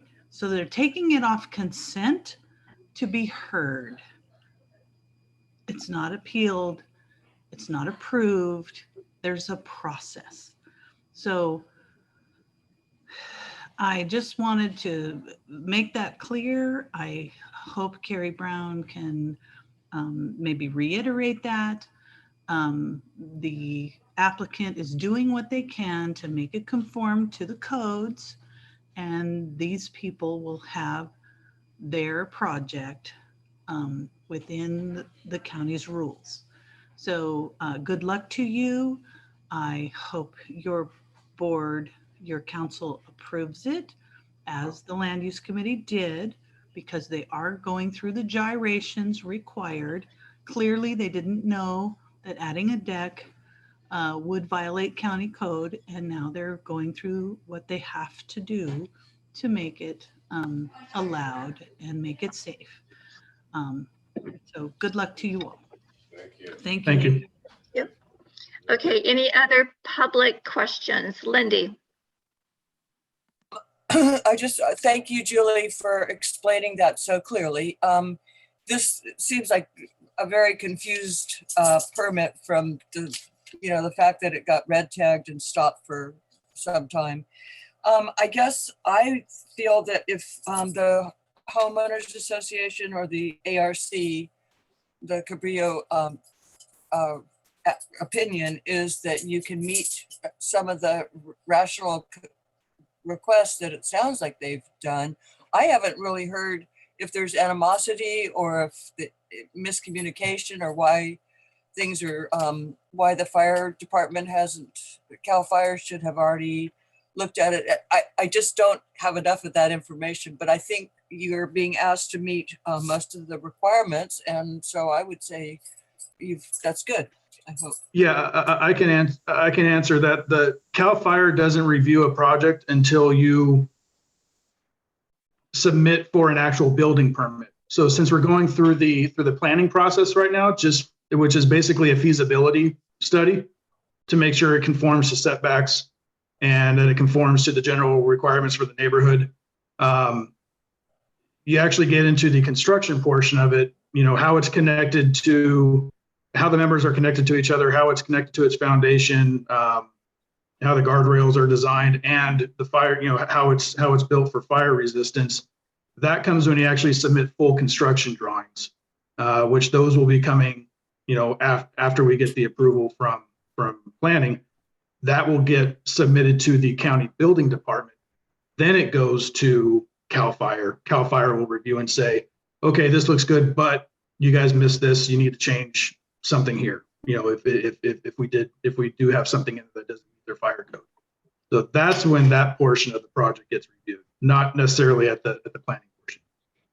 So can I ask one other question? Yes. What I guess I don't understand, there's a large concern by the entire community for the fire hazards. Oh, I'm and sure, they've done yes. a lot of clearing out and underbrush. I would feel comfortable that the plan that is surrounding this deck area meets some kind of criteria before any more design goes ahead. Because we're in high fire, this Yeah. is a new level that I think we all need to look at the buildings around.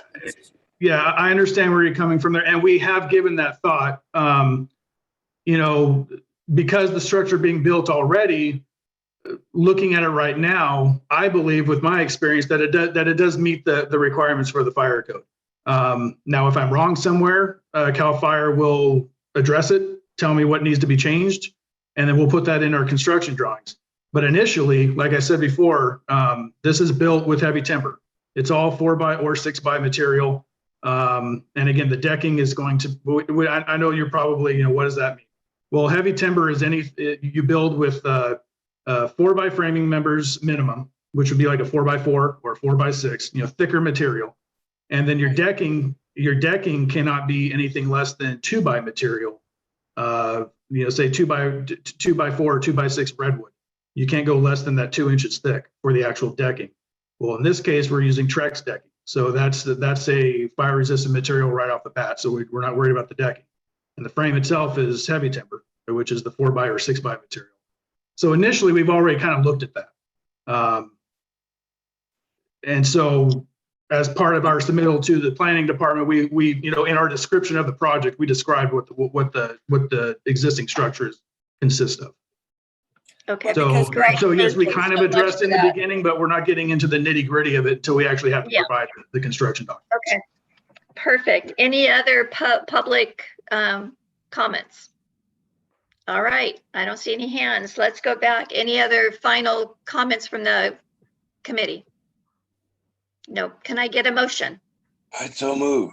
Jim. Can I get a second? Second from Larry.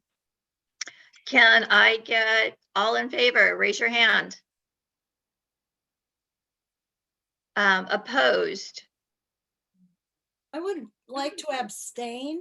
I just feel Okay, like I'm not that's fine. for or against the project. It's just that there's no members from the neighbors opining on this, and I just feel like I haven't heard enough. I mean, it's probably a fine project. Okay. And I'm only one person saying this, so it's not. No, that's fine. No, I'm abstaining too. Okay, abstain, Lynette and Sue. Was anyone opposed? No. Okay, it passes. Thank you so much.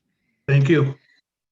All right, our final regular agenda item is petition to support sustainable supportive housing for unhoused residents of Los Osos by IL. Can you explain the project, please, for the petition?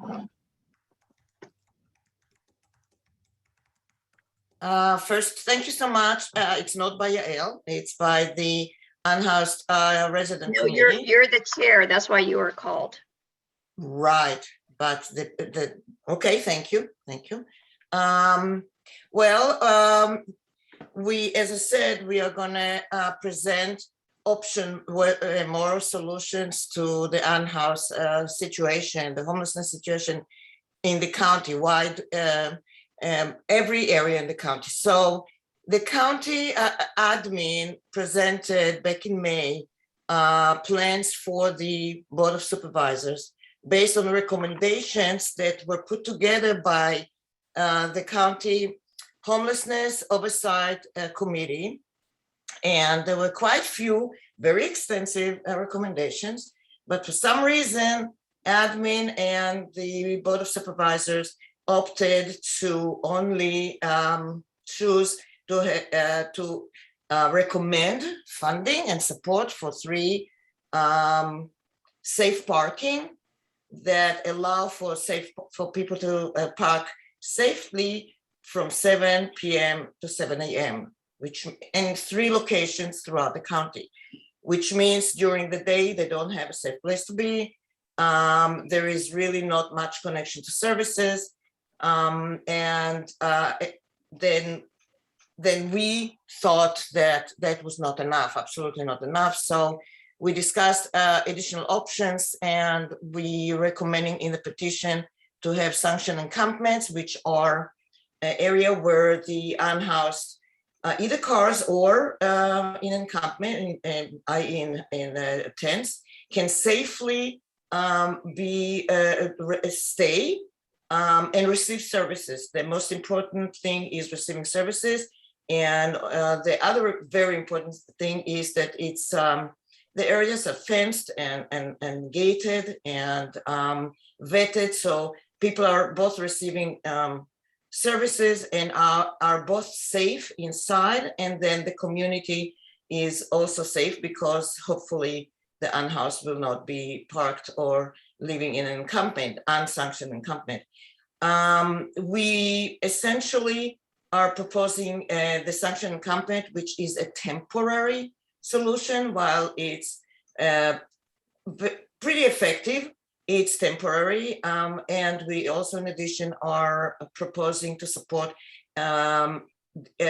real housing, albeit the tiny house villages, which are, well, they're very rapid housing, low barrier.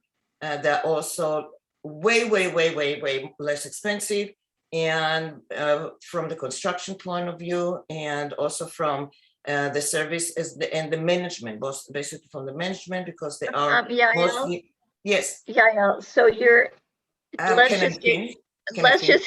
let's get it really brief so that everyone understands what this petition is for. This petition is for supportive housing for the unhoused, whether that be in an encampment or in a tiny house. Is that correct? Sanctioned encampment, not just encampment. Encampment can be unsanctioned. That's not what we want. Sanctioned encampment, I was just explaining, because most people don't know. I mean, even people on this committee realize that they don't know. So that's why I thought that a little bit more explanation will be useful. And right, so we are let's proposing. Just see if we have questions from the committee. Will you excuse me, please? I did not finish. And what I would like to emphasize is that while we working specifically here to solve the issue of the Los Osos unhoused residents, while we are going to the Board of Supervisors, and the county has agreed to move forward region-wide, the whole county, with similar solution in every city and in every unincorporated region. And because of that, we are also not mentioning specifically Los Osos. We are going to ask for this solution countywide. So that's, and everybody can, it's pretty straightforward, very simply written. I'm very proud of our committee for coming, for putting together this language, and easy to read because it's not long. And we urge you, the Locac, to approve of it, so we can go out there and get the message out. Yes, thank you. Can I get any comments or questions from the committee? I've got a comment I'd like to make. I think Locac should support this petition. It's just another statement to our powers that be, the Board of Supervisors and the government agencies that run all this, that we do have an issue, we're concerned about it, and to let them be informed about it. That a couple of ideas, like Bruce have said, have come to the table, and this would be supporting those also. Okay. Sue has her hand up. Yeah, I have two questions from Yael. Is that true that this would support all programs? See, we haven't really seen this new petition. You said you just put it up right before. No, it's been there for like a couple of days, but actually 3 days, and there were a couple of changes, and each time we made a change, we send it to you in email personally, right. And we asked Lynette to put it on the website. So it was up since the agenda was up. Okay. So you had a chance, or hopefully I asked you to read it. Yes.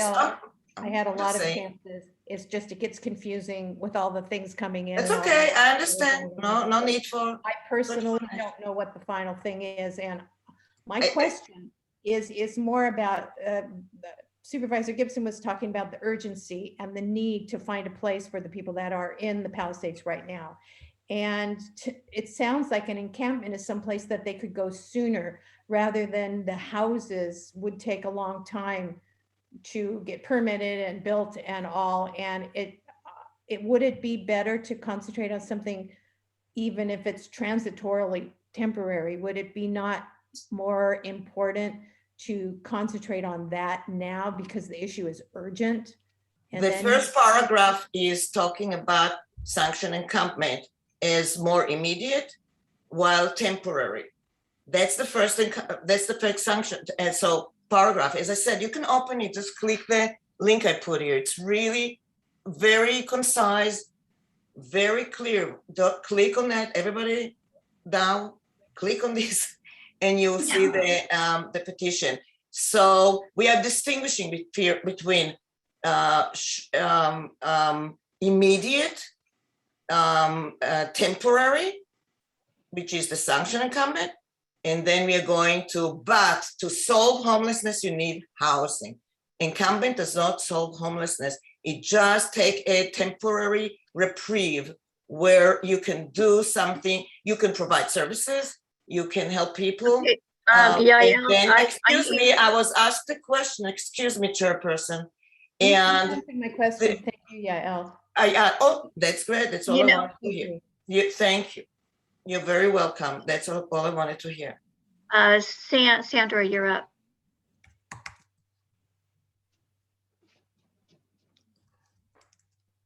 Ask to unmute. Okay. Yeah, oops, can you hear me? Yeah. Yes. Okay. Yeah, I just wanted to clarify, temporary is really going to be up to the people that are in the sanctioned encampment. Some people might choose to move into transitional housing and seek services, but we also are very aware that some people choose to remain in that lifestyle. And so that is why sanctioned encampment might be a more permanent solution for them. So I think we're getting caught up on this word of temporary or permanent, but it's a transitional phase, hopefully for most people that would like to seek services and move. But we also know there's some people that want that nomadic lifestyle. So we need a sanctioned encampment that's 24/7, so that a situation like Palisades is prevented, right? They need somewhere to be all day long.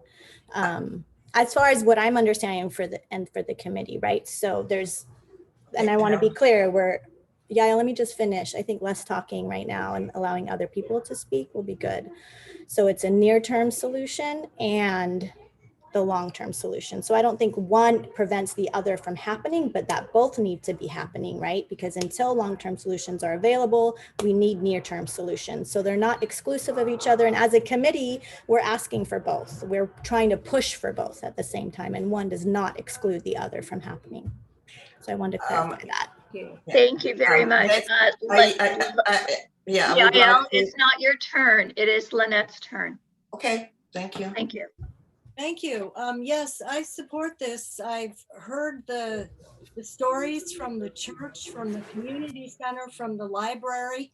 And if we can't get the county to do something, that is going to be a permanent place for them to be, and it's not healthy for anybody. So I really feel like we need to support this petition. I agree with everything Sandra just said. She made a lot of sense. We need to get moving on this. And if Locac can support a petition, good. We have done our part to make something happen. Thanks. Thank you. Is there any other committee members besides Yael that has something to say? I think Sandra summed it up very well. Thank you. The problem we're dealing with is a flow of homelessness. Not a one thing solves all the problems. It doesn't work that way. We have to have this transition. Sanction housing is the next step, and it'll be different for different people. And at the same time we're doing that, we need to move toward a more permanent solution, and the tiny houses will do some of that. Thank you. Okay. Jen. Thank you, Jen. Deborah has her hand up. I just want to say that this is such a complex problem, and I want to share my appreciation for everyone who's on that unhoused committee. I think that it's difficult work, and I appreciate the effort you're putting in on this problem. Thank you. I appreciate you. Okay, let's let Yael finish, and then we need to go to the public. I see. Oh, yeah. No, Okay. he's not a member. Okay. Yes, I wanted to reiterate that everything that was said is correct. And usually sanction encampment unfortunately are not permanent. So it is, if it's going to linger, then it will be semi-permanent, but they are more immediate to put together. And the other part of our petition, the tiny house village, it can actually be permanent. It is considered permanent buildings, while it can serve as a transitional staying for the residents while they recover from homelessness and take care of whatever it is, the issues that are part of their homelessness, such as job or drugs or mental health. So but both solutions supposed to provide also all the services that are needed, and that's why they are so important to implement right away. Thank you. Okay, let's go to the public. We have Paul, and then we have Pat, and then we have Julie. So let's start with Paul, Pat, and then Julie. And Paul, try to keep it at 3 minutes or less, because it's after 9 o'clock already.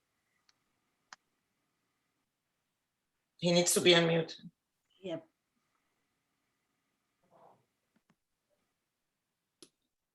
Thank you. I would just like to point out my understanding of this item before the Locac was to vote to allow or disallow the petition to be put forth to the public, not to debate the merits of the points of the petition. The idea of putting a petition out there is so we can hear from the community and see if there is support for either or both of these kinds of strategies. I'm not here to argue the merits or my opinion about one or the other. It's just my understanding is that Locac is supposed to say, yes, Locac can support this petition going out to the public. If you personally don't, I'm not at 3 minutes, I don't think. If you personally don't support any part of the petition, then when it's in front of the public, just don't sign it. Thank you. All right, Pat, you're up. Oops, let me find you. Here you go. Ask to unmute. Did it come through? Yes. Can you hear me? Uh-huh. All right. All right. I'd like to dovetail on what Supervisor Gibson said earlier. The project he was referring to is the one that myself and Becky McFarland put forward to him several weeks ago. We put it together with a proposal with a very specific action plan, and on that dovetails a petition. And the petition is to show the supervisors the support from the community. The petition has been out for 2 days now, and it has over 300 signatures already. What we would ask at this point is that our petition is very, very focused. It is focused on the transitional encampment with full services at El Chorro Regional Campground. And what we would ask at this point is, could we wait on the second petition until this one has had a chance to be appreciated by the community and shown to the supervisors for the support, as opposed to confusing the issue? Thank you very much for your time and for your comments. Anyone else? Oh, I'm sorry. Go ahead, Pat. I have Becky on the phone with me. Becky couldn't get onto the website, so if she could get in line for comment too, that would be great. Absolutely. Why? Let's go to Julie and then we'll go to Becky. Is that all right? Because Julie was next, and then we'll go to Becky. Okay. I think I've unmuted myself. Can you hear Yes, me? you have. Great, thank you so much. Julie Tacker, and I think 2 petitions, no matter what, it would be confusing to the public. First of all, I don't know that Locac's policies and procedures allow for a petition to, number one, be sponsored by, as this is written, it says it's an unhoused residents committee petition.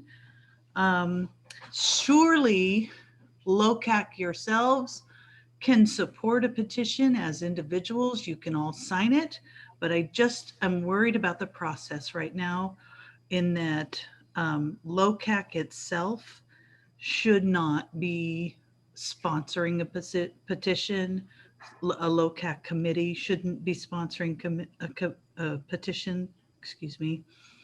I think you can all get behind what Ms. West just discussed. I haven't seen that petition. I am looking at the one that's linked in the chat section of your meeting tonight.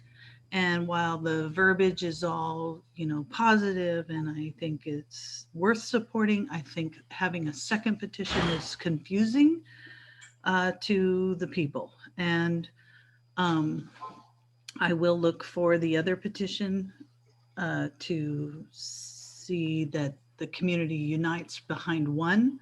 I've seen this happen before where there's multiple petitions for virtually the same thing, and it is confusing, and you water down the effectiveness of a petition. I'm also concerned, based on the comments that Yael made at the Land Use Committee meeting last we met. In her defense of people's self-help housing and the code enforcement violations that have taken place at Mountain View and Los Olivos, I think, and I mean absolutely no disrespect, Yael, but that is an open violation case. That is a sensitive resource area. That property owner violated the law when it stripped the land of its natural resources. And this tiny home idea, whether it's at that location or not, we all know that Los Osos, number one, as you spoke about earlier tonight, cannot support the water use. Number two, the habitat issues are evident everywhere. in this community. And in that particular property's sensitive resource, it is archaeologically sensitive.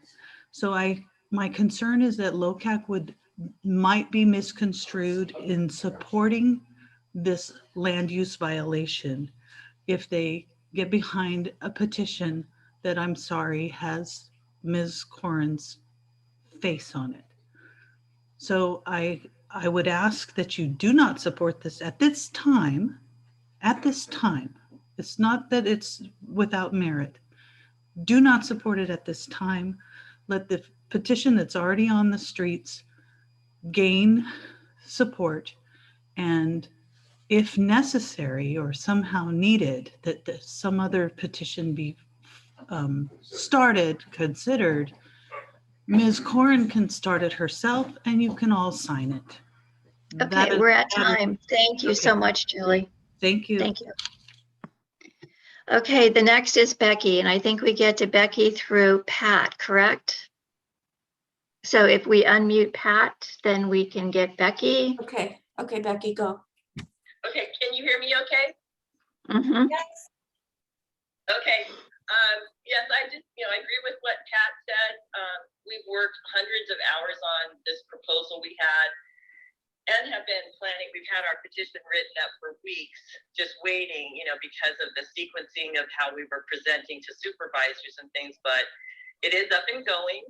And I agree, it would muddy the waters on what petition is what. We're not against other ideas, but right now we need to laser focus. We need to get help to the people on Palisades sooner than later. And this will give our idea will give the county 2 years to come up with something that is permanent, where there can be a permanent encampment and people can transition in and out of that with services. So basically that's what I have to say. And thank you, Julie, for your comments. Becky, tell them where they can find the petition. Okay, it's on change.org, and we also have paper ones, but it's called the El Chorro Sanctioned Encampment. But there are paper ones circulating. It's also up on Nextdoor. It's up on the Los Osos Fire and Emergency website, Facebook page. But like I said, there are paper ones because a lot of people aren't on Facebook and they are not on Nextdoor. So people have asked for paper ones.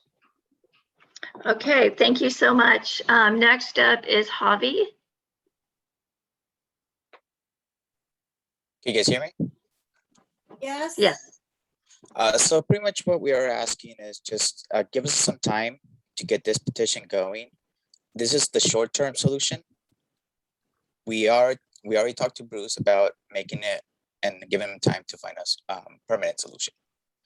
But unfortunately, because of the situation and that one law that doesn't allow them to do much until they have a place for them to go, we started all this process. So this was our second meeting with Bruce already for the El Chorro encampment. I started this process a year ago with Bruce when we saw the situation getting out of hand. He said, unfortunately, he needed time because the situation with the COVID and everything around it just made it worse.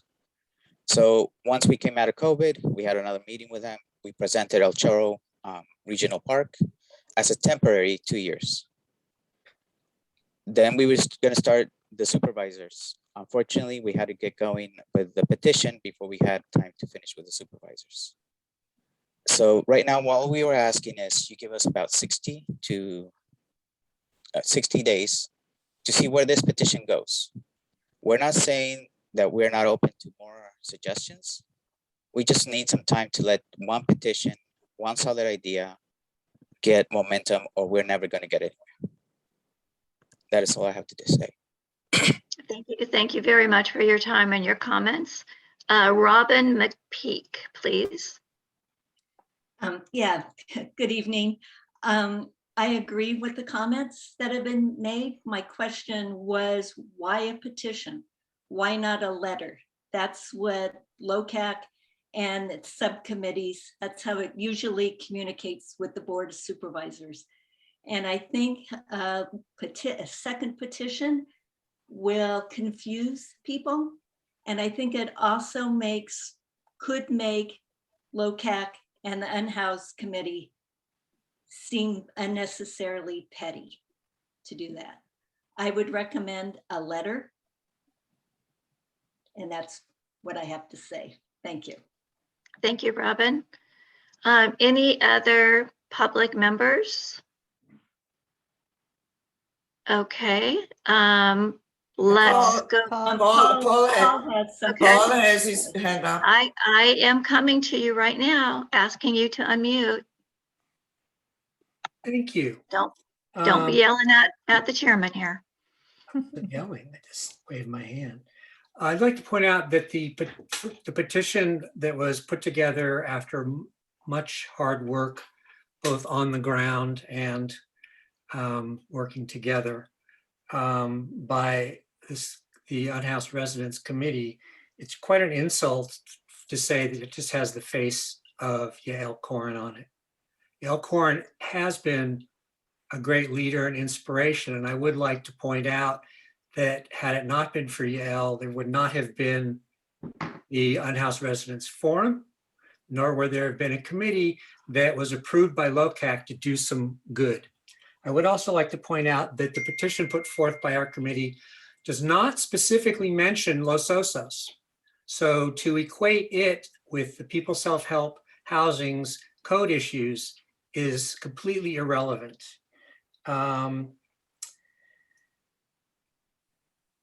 We could give the residents of Los Osos a little bit of credit that maybe they can not be so confused. Everyone's going to be confused. I don't have a crystal ball on that one, but I would like to give people a little bit more credit than that. Our petition does nothing to oppose the petition put forth by this other group of people. It is not opposed to it. It's not critical of it, but it does provide another support for multiple things that are needed to be done. And I'm going to have to say, personally, I know that much of the opposition, I put forth to you that much of the opposition to this petition is because nobody wants unhoused people residing in Los Osos. I've been watching the whole thing on media, on public social media. I've watched somebody I care about be vilified by much of the community just because we're trying to help some people. I thought Los Osos was a welcoming place. Imagine these were refugees, which they actually are. Would we be saying, oh, well, we can't have them here? They're undesirables as far as everyone's concerned. And I find it quite upsetting that that is the attitude of this town. These are people who have had difficult lives, whether they are addicts or mentally ill. Those are all considered illnesses by the American Medical Association. These are people that need help. They don't need to be booted out of town. The site that is being proposed, I will say this. Okay, Paul, it's time. Thank you. Great, Oops. thanks. Thank you. Sorry, it went. Now I can't get rid of my timer. Lindy. That was very impassioned, and I know how Yael and Paul have worked closely with the residents down there, trying to understand needs and make life better. But I don't understand the need to. I appreciated Robin's idea of turning the petition that has been developed with much work and input and is appreciated, but I think that could be turned into a letter. I want to support some immediate action, and that's what Becky and Pat's efforts have gone towards. And these are possibilities. The people on Palisades are not living a good life. There are no services being provided. A better place is going to be good for both them and our community. And they don't all have to go, of course, but I think we need to look at some immediate improvements for their lives. And I support the other petition going forward as the strength, and our petition turning into a letter to show the same strength. That's all. Thank you, Lindy. I do have a question. There is another person wants to talk. I know, and that's you. But can I just ask, as the chairman, can I ask that since we have 1, 2, 3, 4 members of unhoused right now on this Locac site, would you all be willing to turn that petition into a letter? Let the other petition, since they already have 300 signatures on it, move forward at this time. Since Locac in the past has always done letters versus petitions, would you be willing to go down that road? And I'm asking everyone on unhoused. Okay. I would like, first of all, to say that you did not let the public finish, and I think they will be very happy to respond to you. I'm sorry, who did I not include? Yes, and Lani wants to speak. I think we'll be very happy to respond to you later. Yes. Lani? Can I please finish No, this that part? takes time. We cannot, this is not a yes or no. We'll have to talk about it. I don't think that this is the right time for us to discuss it. And I have a lot of answers to answer to the public that I would like before we Yael, get into this. Yael, I put a question out to the unhoused committee, which does include you, but there's more members than just you. I would love to hear from Sandra. I would love to hear from James about what their thoughts are about a petition versus a letter. Madam Chair, I would like can I to, please? but this is out of process. I mean, the public. I'm asking a question to the unhoused committee right now, please. Okay, I will not, I will be against it, but I think that we should discuss it. I don't think we should be put on the spot like that. It's really not fair. I think that we should discuss the pros and cons. We can take a special meeting and discuss it. I think we should give the respect and to do just that. We can't just ask like that. We're not one mind. Yeah. I get that you're concerned and you're frustrated, but I'm allowed to ask questions to a committee. And I'm asking, how about if you ask whether please be quiet for a couple moments until I can hear from James or Sandra or Lindy about what they might be willing to do. Then I will go to Leanna. I will. Please. Leanna's on that committee as well. Okay, I'll go to her next, but I want to hear from James or Sandra right now. Okay, I would be in support of a letter in the near term and potentially revisiting the petition in a few months once the existing petition has had a chance to work its way through the community. I agree and I have always stated that I think 2 petitions is confusing. I attempted to coordinate and collaborate with Becky and Pat, and they thought that their petition was too far along at the time to coordinate, but I think the 2 petitions is confusing and we should send a letter. And we can revisit the petition at a later date. I also want to say that I think that the sanctioned encampment only approach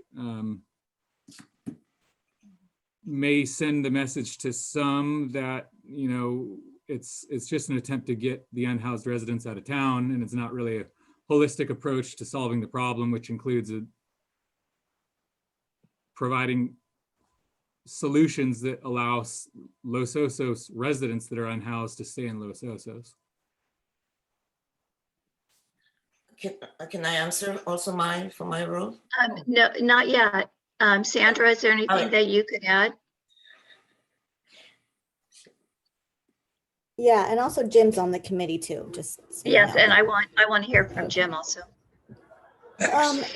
Yeah, I would be okay with waiting and offering the time to not confuse it. And I also do think it's important to have at a later date to really stress both, right? Because we do need both, and that and this initially started because the county was just looking at safe parking, which was overnight. And we were like, no, you need to look at sanctioned 24/7 encampment, and you need to also think long-term. So, but I do also want to address that in the future, and I think we should need to build this into the bylaws, I think it's okay that Locac could do petitions and could be a community advocacy voice. So I don't see that as something Locac should not or could not do, because I think we serve the community and could speak for the community in that way. So I'm not opposed to Locac doing a petition, but I do want to respect the request and the hard work that has happened, and to create space for that petition to go, while at the same time know that we also want to continually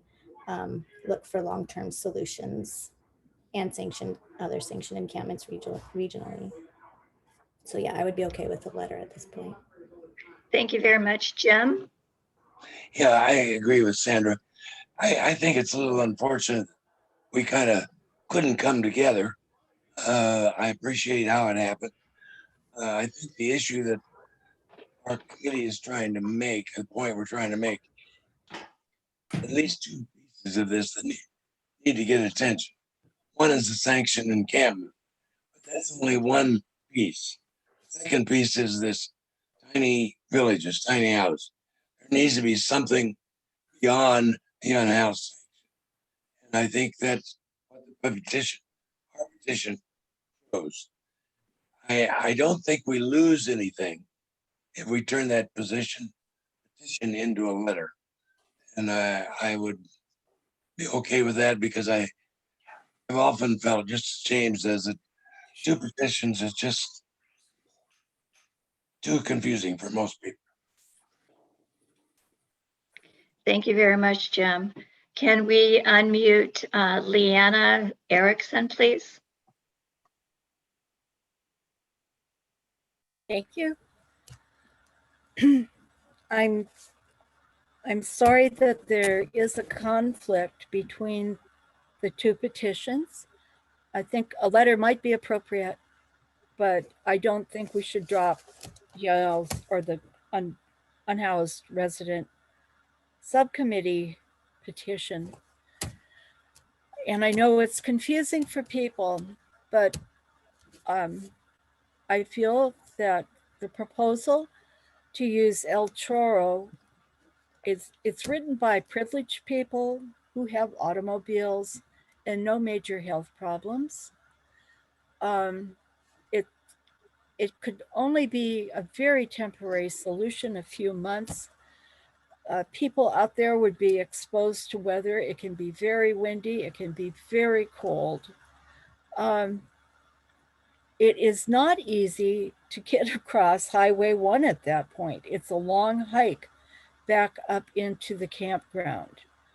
I think that we need to maintain some encampment and some parking for people with disabilities or people who simply don't have cars. And I think that's what I have to say. Thank you very much for your time and your comments. Okay. Jim? I just, if I could come back in, I'm sorry. Yeah. You have somebody else, or? I have my hands up, but you can, I can. We have 4 hands up right now. So if I was truly. Can I still, you asked us, can I respond to some of the questions that the public was saying? If I'm going by who put their hands up first. No, I've been first. I've been before them. They just put it up first. Okay, Yael, quickly, we have 4 people to speak. Okay. There was a lot of things were said that I think that I need to respond. Our petition is different from the current petition. So there is really not room for confusion. The petition that is sent by Becky and Pat is specific for El Chorro. And that's very clear, and that's okay. Our petition is not. Our petition is countywide. And it's very important, specifically when we go into the Board of Supervisors, that they hear that there is support from the community, and we are intending to gather support from other areas of the county. This is not specific for Los Osos. This is specific for all 5 cities. This is specific for all unincorporated region. And we know people there, and we are going to reach out to them. And that's what the Board of Supervisors is going to hear from us when we go to meet with them, and when we go and present in the Board of Supervisors meeting. And that's why those two petitions, they don't compete, and they don't coincide. They coincide in the sense that the other petition is agreeing that sanctioning company is a good thing, but it's calling for very specific place. We are calling for the whole county. So I think that our work is really still important. Gibson is supporting the petition. I spoke with him, and I have it, and I have it in writing. He responded to my email. He's just not here. And we've been working with Supervisor Gibson from day one. So of course he's supporting it. And I really encourage us not, and again, we need the discussion vis-a-vis later. We have been writing letters, and we will continue to write letters. But I think that we can gather support together from other members of the San Luis Obispo County. And that's the difference, the main difference between the two petitions. So please, Madam Chair, please let me finish. I have to cut you off. We have 4 more people, and then we still have a whole nother section to discuss. So I am calling a 10 p.m. adjournment, and we're not going to finish with our agenda if we continue. That's so okay. I really need to think that's very important. That's okay. I need to keep everyone at 2 minutes, which is in our bylaws. I'm allowed to do that. 2 minutes per person so that we can complete our agenda and be done by 10 o'clock, which is our cutoff date. So you have had your 10 minutes, your 2 minutes. If there is time later, I will make sure that you get to speak again, but I need to go to the next person. And the next person is Pat West. Can you please unmute her? What I wanted to clarify is, although the petition itself, it has a laser focus for immediate action, and we're requesting that once the Board of Supervisors approves this plan, that it move forward and happen within a 6-week period of time. Now, that includes a new bus stop inside the campground, so no one has to cross Highway 101. It includes full services, medical, mental, social, drug and alcohol. All of those services would be on site. There would be case management, and the whole goal is to help every one of those people that are in the El Chorro campgrounds to transition to something more permanent.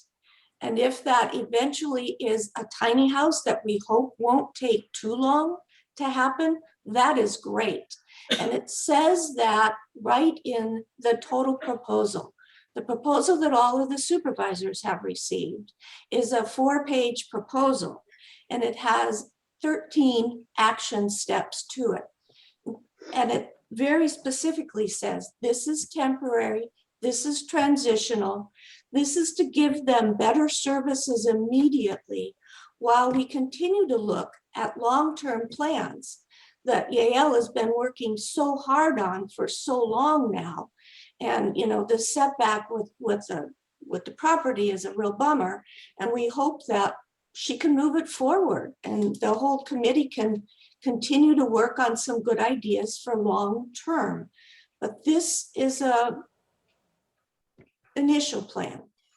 Thank you very much. I just wanted to make sure that you understood that it did encourage also the transition to full-time housing, permanent housing, or tiny house village. Thank you very much, Pat. Okay, our next is Javi, please. As Pat had mentioned, we're happy to actually show you the proposal and the PowerPoint that we did in another meeting. We can show you what the plan is, and we can be happy to answer any questions. This is only a temporary solution. The county needs time to find a permanent solution.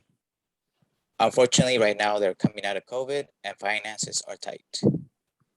We cannot continue like this situation in Palisades. This year, we're going to be losing 28,000.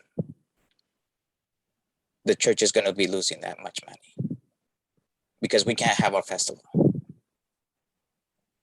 And that was one thing that the community did a lot. This was our heart for a while. The library can't do its book sales as it used to because there won't be any parking unless we open up the parking lot here. And even then, they have to go through the whole street in order to get to the library. The other thing is what's going to happen in December. We have the December festival parade, the Christmas parade. How are the trailers going to turn in this situation? The other property on the other side, when we had the meeting, told us for them to clear out all the needles and all that stuff that was in the back of their property, it cost them 20,000. How much more do we have to endure financially to understand that we need to help these people and we need to help ourselves as well? That's all I have to say. Thank you. All right, next up is Paul, and then we need to move on to business items. So Paul will be the last comment, and then we need to have a motion. Did you lose me in there somewhere? Okay, Jim. Oh, I did. I'm sorry, Jim. Jim, you're next, and then Paul. Okay, all I wanted to say was, I think anything that puts pressure on the Board of Supervisors for this issue is positive. And I would think that if we turned our petition into a letter from the Locac, I think it's very important that Locac get their word on this particular issue to the Board of Supervisors. Matt and Rebecca are committed for the job they've done, focusing on something immediately. That's a tough word. It's not immediate. Nothing takes place immediately. 6 weeks is a generous amount of time, but I don't know if they're going to make it. Anyway, I just think we need both. We need the comment from Locac, can be a letter with our petition on it that really puts pressure on the board. That's what we need. They are so intent to do nothing. Thank you very much, Jim. Okay, Paul, you're the last one, and then we need to vote. You have 2 minutes. Thanks. So I want to help unhoused people, obviously. And so if I was to receive their petition, I would look at it as somebody who understands the issue. Putting unhoused people away from town and claiming that there's bus service and et cetera is not an accurate understanding of the problem. I have a friend there who can walk 30 feet before he has to stop and rest. There's people there who, anyway, I have to tell you that to say that services and case management will be on site is a great dream, but my experience with services and case management, Capslo, which runs 40 Prado, has one outreach case manager for the entire area, one. I've been helping people get doctor appointments, taking someone to mental health. So the people that need mental health help. So Transitions Mental Health has had their caseworker out there twice. County Mental Health Facility has a doctor that appears, I think it's once a month, only by telemed. So it's not like, oh, they don't want services.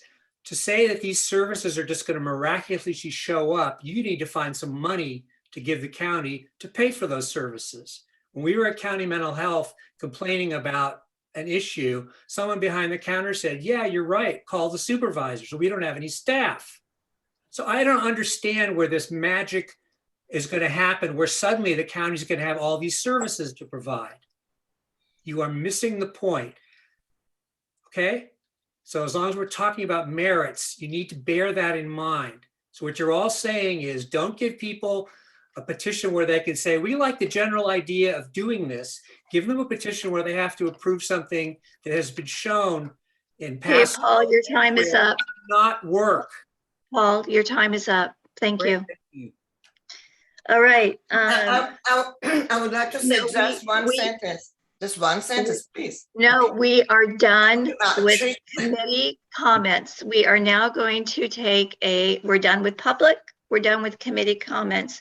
We are now going to take a vote, and I'm not quite sure exactly how to do this, on whether does Locac approve turning the petition into a letter? Or I think we have two things that we have to decide, or do we send this back to Unhoused Committee and let them make their decisions and then they can bring it back to Locac next month? I don't know. That's, you've been putting us on the spot. You should have told us that this was not agendized in that way. And I don't think that you can change an agenda item like that from a petition to letter. And we have to have time to do it, but not a month. We don't have a month. Here is the thing. We have, then I am going to, Yael, for the sake of time. I mean, the process is completely out of process. I think we need a closed meeting to talk about. Time out, Yael. Stop, please. I am going to call a vote right now to see who wants to support the Sustainable Supportive Housing petition from Locac, Unhoused Committee. As a petition? As a petition. Do we have any in favor? Raise your hand. What was the question? 1, 2. I did not hear the question. Sorry. We have 2 in favor. Please, can you repeat the question? I do not know what we're voting about right now. Yael? Yes. We are voting on approving a petition to support sustainable supportive housing from the Unhoused Committee. Okay, yes. That's what we're voting on. So please keep your voice down and we will try to vote. So as is, not the letter, as is. As is. Mm-hmm. Yes. That's what is written on the agenda tonight. Right. So can I please have a motion on the petition to support? I make a motion that we support the petition. Do I have a second? Second it. Larry is the second. Do I have in favor? Anyone? 1, 2, 3. Okay, opposed? 1, 2. Lynette, I haven't seen your hand. I'm stepping out of this one.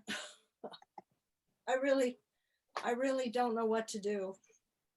I think this is out of order. I think there's no process. Yael, please. Trish will have to answer for that. Yael, please let me speak. I just feel I see both sides of this very clearly. I sort of feel like the two petitions they're not addressing the same thing.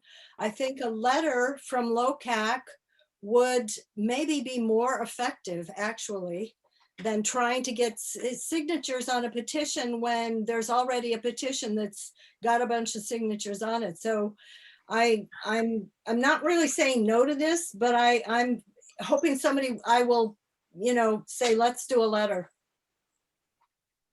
Okay. So let's do a letter would be a no. Can I have, I'm not getting a good vote here. So I have yeses from 3 people. I have yeses from Larry, Jim, Yael.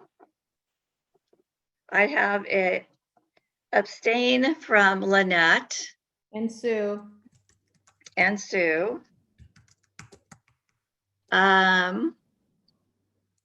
I guess I don't know what to do if I abstain because I would want to do a letter. So is that okay? So a letter would be a no. Okay. Would be a no vote. A letter is a So- no, then I'm a no, because I'm for a letter. Okay, so a letter is a no. I'm a no. Sue's a no. Sandra's a no. James, how do you vote? I'm a no. Okay, James. Are we missing any other board member? Lynette is a no too then, because she's a letter. Correct. Okay, Linda. Jim, He voted. I voted which for it. way? Okay, you voted for it. Oh, that's right. So I have Larry, Jim, Yael as yeses. But where's Deborah? She's muted. I'm a no. I'm a She's a letter. no. Okay, you're a letter. Yeah. We have Deborah. yeses or letters. Let's do it that way. So yes is Larry, Jim, Yael. No, because they want a letter, is Trish, Sue, Sandra, James, Lynette, and Deborah. And 1, 2, 3, Jan. 4, 5. And Jan. Thank you, Jan, for 1, 2, 3, 4, 5, 6, 7. So it is 7 no to the petition because we want letters, and 3 yes. Okay. I'd like to make a Thank you. motion that the unhoused committee send a letter to the Board of Supervisors outlining their intention to pursue a petition, or that their solution, spelling out their solution in the letter. Was that clear? That's very clear. Let me try that again. I make a Can motion that the unhoused committee send a letter to the Board of Supervisors with their recommendations. Can I, before we vote about it, can I make also a, I'll second that, Deborah.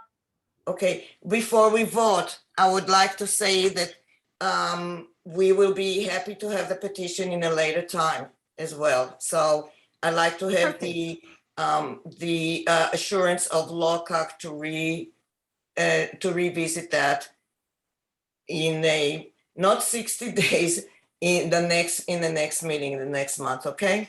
Because that will go on and that will be presented in the June and August 10th, and they'll meet with everybody and they'll get all their hundreds of and so that will satisfy. So next month, I would like to agendize the same agenda item of petition next from the next month's meeting. Could Let's finish the motion. And We we'll have- vote we have for the the letter. motion. We'll do We the have the letter. second from Jan. All in favor? Can the motion. Can I amend the motion just to say that, and this letter gets read by Locac before it's sent out? It always does. It always does. Yeah. If we say that we are gonna have it from Locac, not from only from our committee, it absolutely will. We always do that. That's what we need to Okay. clarify in the motion, is that the letter, the unhoused committee will work on a letter to send to the Board of Supervisors on behalf of Locac, because the committee Right. has sent letters. Otherwise, if already, it's but on behalf of yeah, our committee, we don't need that. Yes. yeah, it's absolutely. on behalf of Locac, very Yes. On specific, behalf of Locac. before August 10th, yeah. Yes. Correct. All in favor? Aye. Aye. I'm sorry, I'm opposed. no longer in favor of. It doesn't matter. They have the vote. They have the numbers. It doesn't matter. We'll Write a write the letter. letter. Of course, we'll write the letter. We are forcing our hands. We'll do whatever we have to do. Anyone opposed? I don't know what you're doing, but that's fine. Jim, we voted for it because we have no other choice, basically. We're So, voting yes, for a letter. We're voting for a letter because what else can we do? Yes. But Yes. but it seems to me the content of what was submitted as a petition could be converted into a letter. Correct. Correct. We don't need a Correct. new letter. Correct. I think the content of that petition is exactly what should go forward from Locac. Yes, So we don't, okay, so we don't need to present it as again. Okay, it's fine. Does that mean you're suggesting we do not have to present? We can use it right away. Okay. No we're way. gonna email you in the next few days, the letter with the Okay, language. which from is the gonna be petition. very In letter format, identical basically to the petition. yes. All right. So I'll vote for So that. now, yeah, so we vote now for that. is there, I vote for that too. wait, is there any opposed? No opposed. Okay. Adjourned on that item. Thank you. Okay, I suggest now- we adjourn for the night. We're done, please. Okay, under business items, South Bay Bridge Reconstruction Project is closing its comment period on August 6th. So if you have any additional questions or comments that you want to submit, please submit them quickly. We would like to know if this committee would like to discuss and vote to whether to revisit the Morro Shores project as it is on appeal at the Board of Supervisors. And my screen is frozen with everybody, so. It's time that we should adjourn. Leo. It's too long, too late. Yeah, I'll let Trish chair. I'd like to make a motion that we discuss and vote on re-looking at the Morro Shores project. Okay. So Larry would like to make a motion to relook at it. Is there a second? I'll second it. Yeah, I'll second. Oh, Jim's got it. All in favor of visiting the Morro Shores project, which will make it on the agenda next month, raise their hand, except for I can't see anybody. They're all frozen. Okay, one at a time. Sue is yes. Lynette? Yes. Oh, Lynette is no. Lynette? her No. hand Lynette is raised. muted. Yael? Yes. Sandra? Yes. Okay, Jim? Yes. Trish? Yes. We have Jan. No. We have, oh, God, who else do we? James is a yes. Deborah Yes. and James. Yes. Okay, anybody else? 1, 2, 3, 4, 5, 6, 7, 8, 9, 10. Yeah, that's, 9. We're missing somebody. Are we missing somebody? There were 2 no's. That will make Yeah. 11. Lynette and Jan. Yep. Everybody else, yes? Correct. Okay, so that will be on the agenda. I'm sorry, Trish. Oh, sorry. No, that's perfect. That's going to be on the agenda next month. The very last item we have is, I believe that we need to establish a procedure on if someone sends us an email, how quickly we need to get back with them. I don't think most emails need to be an emergency item. So I'm going to move that to next month's agenda, if that's okay with everyone, and we can discuss it under business items next month. Since we are now, pardon? I move we adjourn. Yes. So because we have 1 minute, I do move that we adjourn. I'll second that. Okay. Thank you guys for a rock and roll meeting tonight. Thank you. Good job, Trish. Thank you. You did good. Thanks, Trish. Great job.